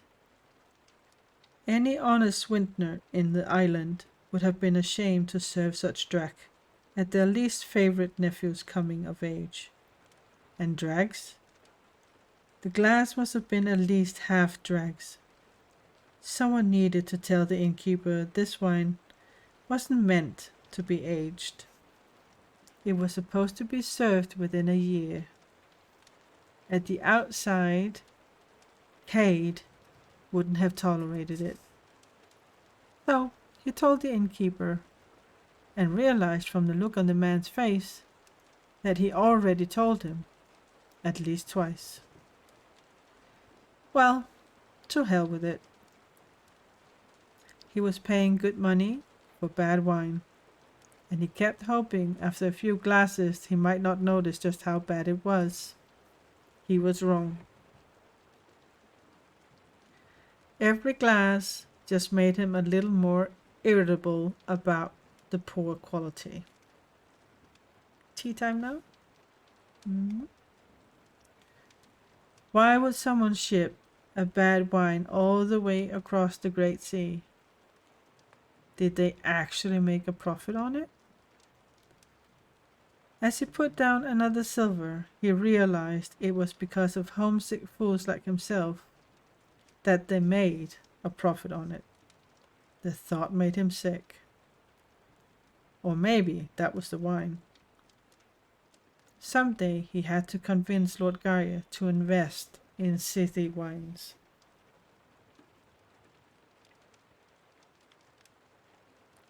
He slumped further in his chair and waved for another glass, ignoring the few other patrons and the bored innkeeper. This was really an inexcusable exercise in self-pity, the likes of which he would have whipped out of Logan Geyer if he saw him indulging in something so juvenile. But he'd traveled so far, and for what? He remembered Dorian's smile, that mischievous little grin the girls never stopped cooing over. A kingdom rests in your hands, Solon. What do I care about Cineria? It's half a world away. I didn't say the kingdom was Cineria, did I? That damn grin again. Then it faded. Solon, you know I wouldn't ask this if there were any other way. You don't see everything. There's got to be another way. At least tell me what I'm supposed to do, Dorian.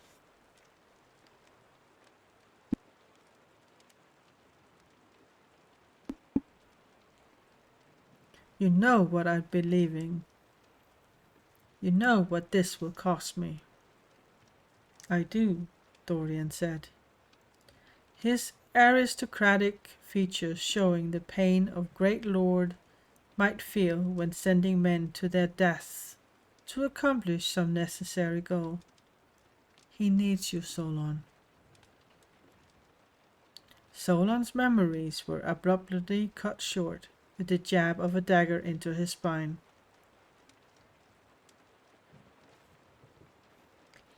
He sat bolt upright, slushing the dregs of his 7 glass onto the table.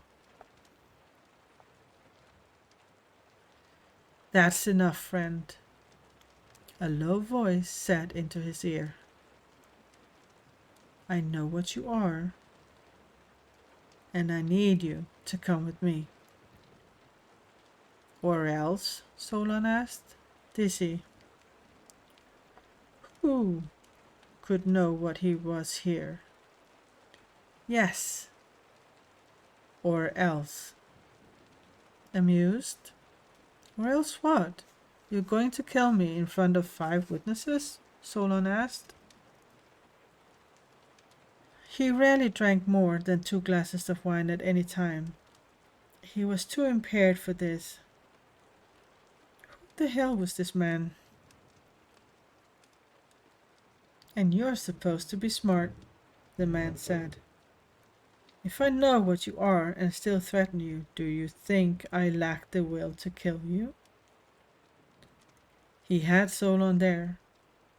And what's to stop me? The dagger jabbed his spine again. Enough talk.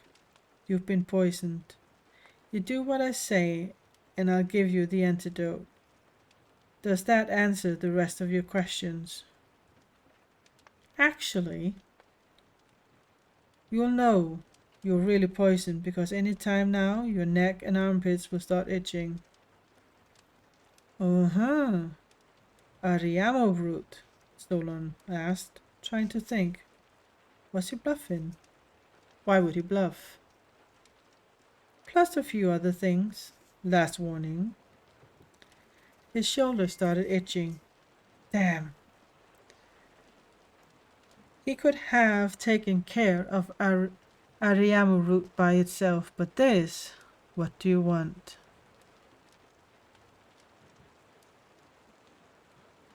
Head outside. Don't turn, don't say anything. Solon walked to the door, almost trembling. The man had said, what you are, not who you are. That might have been referred to Sethi, but his other comment obviously didn't. The Sethi might be famous or infamous for many things, but rightly or wrongly, intelligent wasn't one of them. He'd barely touched the street when he felt the dagger jab his spine again. A hand drew his sword from the scabbard. That won't be necessary, Solon said. Was that his imagination, or was his neck itching? Show me what you want. The poisoner led him around the building where 2 horses were waiting. Together they rode south and then across the Vanden Bridge. They were swallowed by the Warrens, and though Solon didn't think the man had been taking turns solely to get him lost, he soon was. Damn wine. Finally, they stopped in front of one tiny shack among many. He dismounted unsteadily and followed the man inside.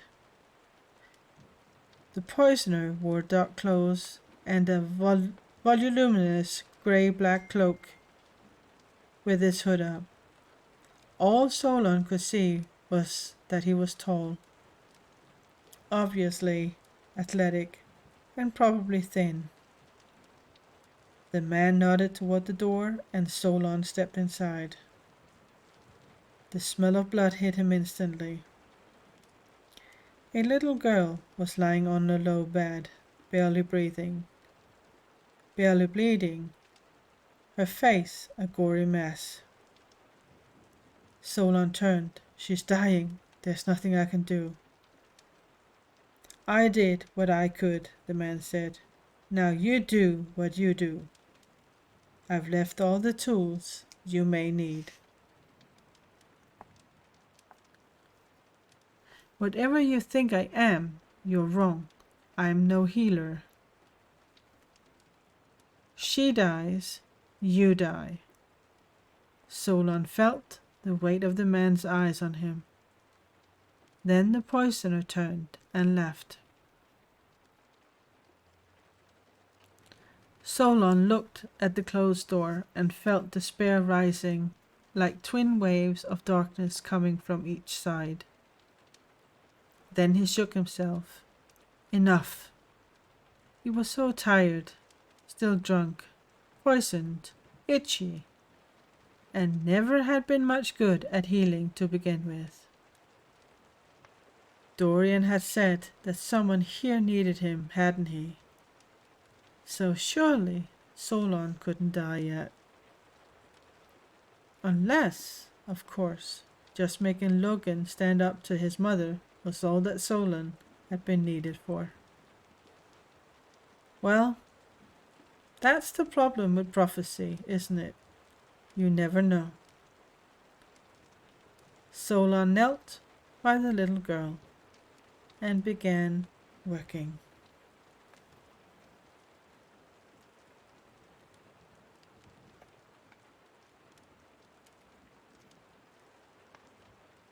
There we go, guys. We have now reached chapter 11.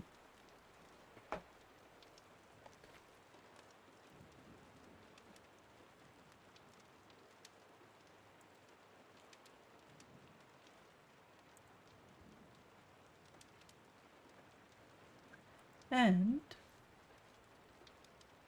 whoop whoop, it is time to end the first stream of the day.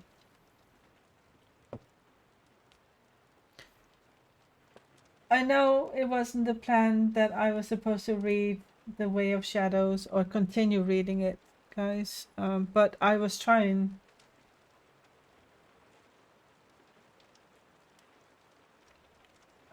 to get access to the book.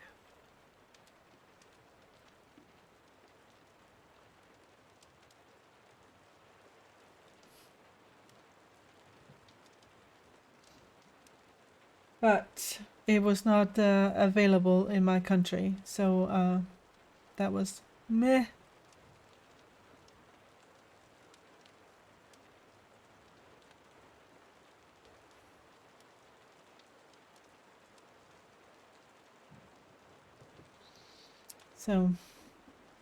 So I will have to try to see if I can find it in a different way.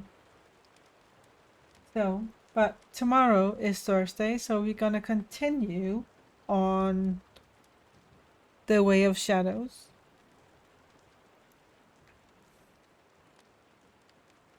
The Elder Scrolls book. The oh, give me a sec.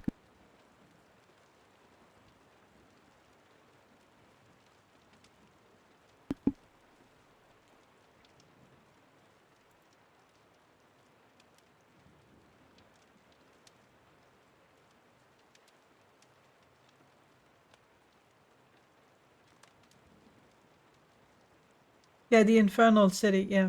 Not Inferno, but Infernal.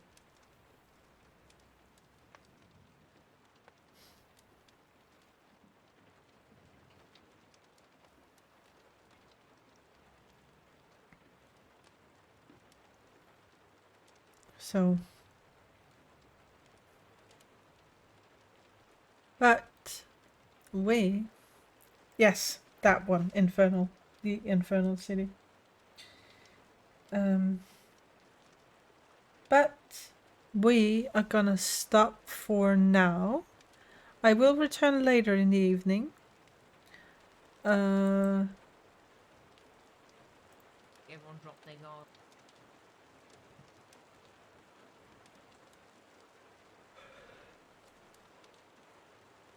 Oh yeah. Sorry about that.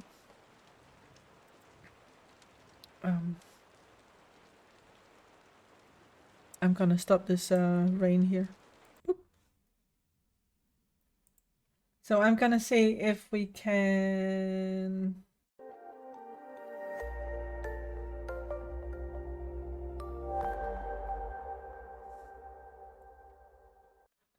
See if I can find it in a different way. So, but for now, guys, I will see you later. So, we are gonna end stream and we are gonna raid none other than Wolfie because now I have the time actually to do that. It's not often I get the chance to raid Wolfie.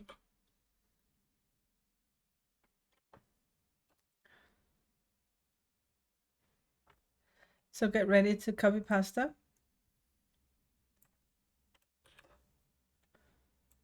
And thank you guys for yet again for being here on this new adventure of me reading books.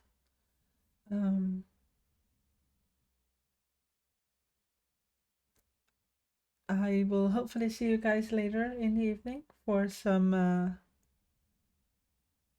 dragon slaying in Asylum Sanctorium VAS +2. Thanks for watching. Your end. Yes. I have the worst timing. Yes, Countdown. I'm so sorry, sweetheart. I have a short stream now, but I will return later. And hi, sweetheart. Hi. Yes, I have a new schedule, and I am being very. I have some very vicious mods lately. Hi, Twishy. Hi, sweetheart.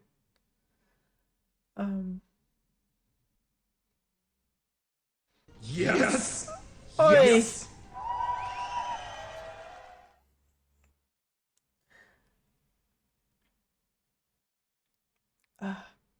Yes, Quake. I'm sorry.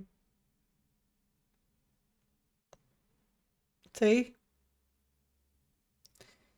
I'm being kept in a very short leash. No. This is just for fun. But still, no,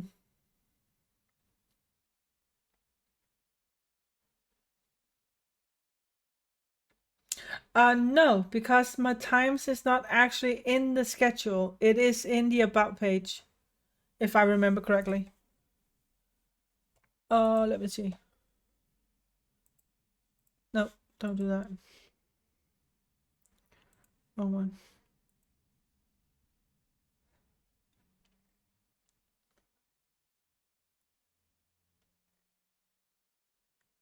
It is actually just in the front page. It's because it is. Yeah, I know. It's.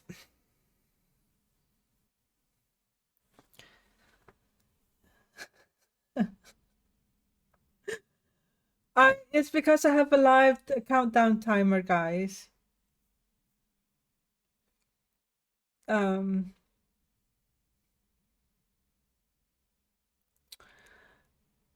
I have 2 streams during the day. Tuesdays I will be streaming in the morning, 11 a.m. my time. Tuesdays and Thursdays actually, and then Mondays, Wednesdays, and Fridays I will be streaming at 3 p.m. But it will only be a short one because I'm reading at that one for all you guys that are working. So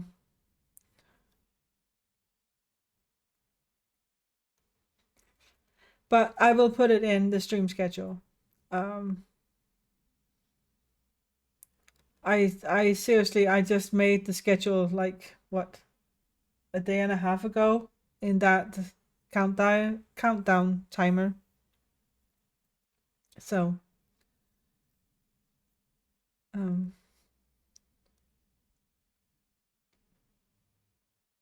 yes, it is. I will I will do that as soon as. Oh, Twishy, I will miss you too, sweetheart. But I will be back later this evening. It's just a few hours of a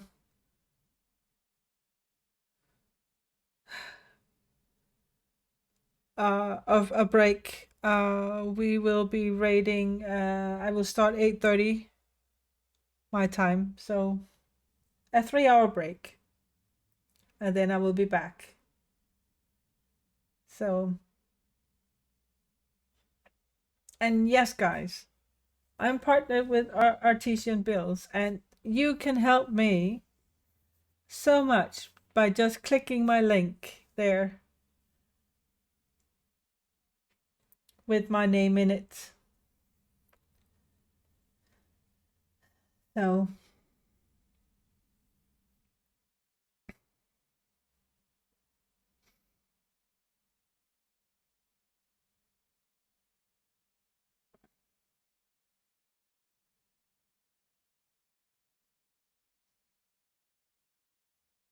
it's really awesome, guys. They will build great PCs for you. But for now, guys, we are gonna raid Wolfie. I will see you in 3 hours' time for some ESO raiding. And you guys take care. And I promise you guys, in the meantime of these 3 hours. Oh, Bear, your the book that you wanted me to read. Do you have somewhere I can get it? Um, I don't have Kindle. Um,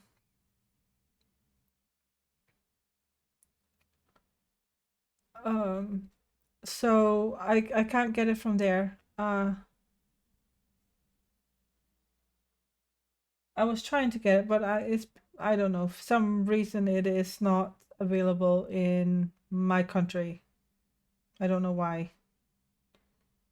It registers my IP address, I think. So you even scanned my copy.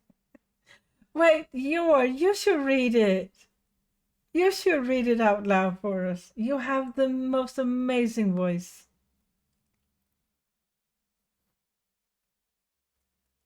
Yes, yes, yes, yes, yes. Guys, I swear to God, your has the most amazing voice. It's great for book reading. You don't have a chainsaw voice. Would you please?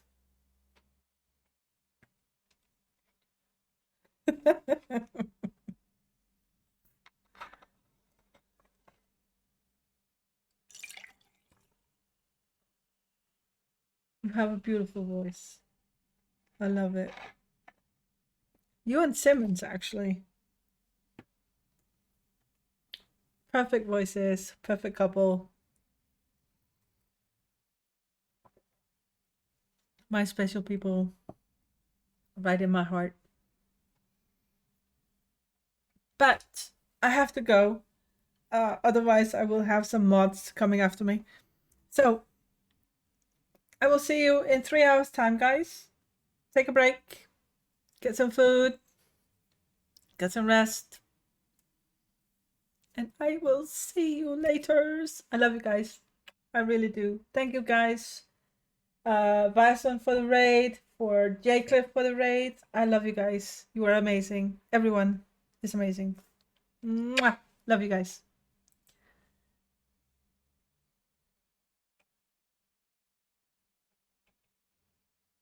I will go fetch some water. Actually, I've been drinking over a liter of water already today. Be proud of me. So, I love you guys. And we're gonna raid Wolfie. So get ready. And we're gonna raid Wolfie. So get ready. And we're gonna raid Fantastic. Wolfie. Oi, I heard my hideous voice there. Not. Jesus.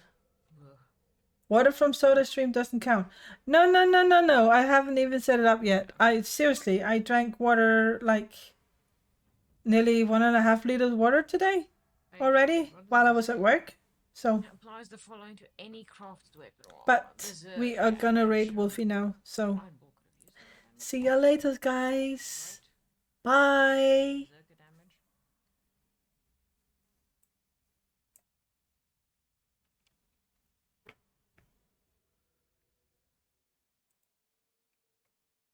That's just about everything. We can't do any of these yet because we're missing too many shards. No, jeez. Boss, what are you doing here? We're almost at the end of stream. Welcome to stream. OG, can we get a shout out, please?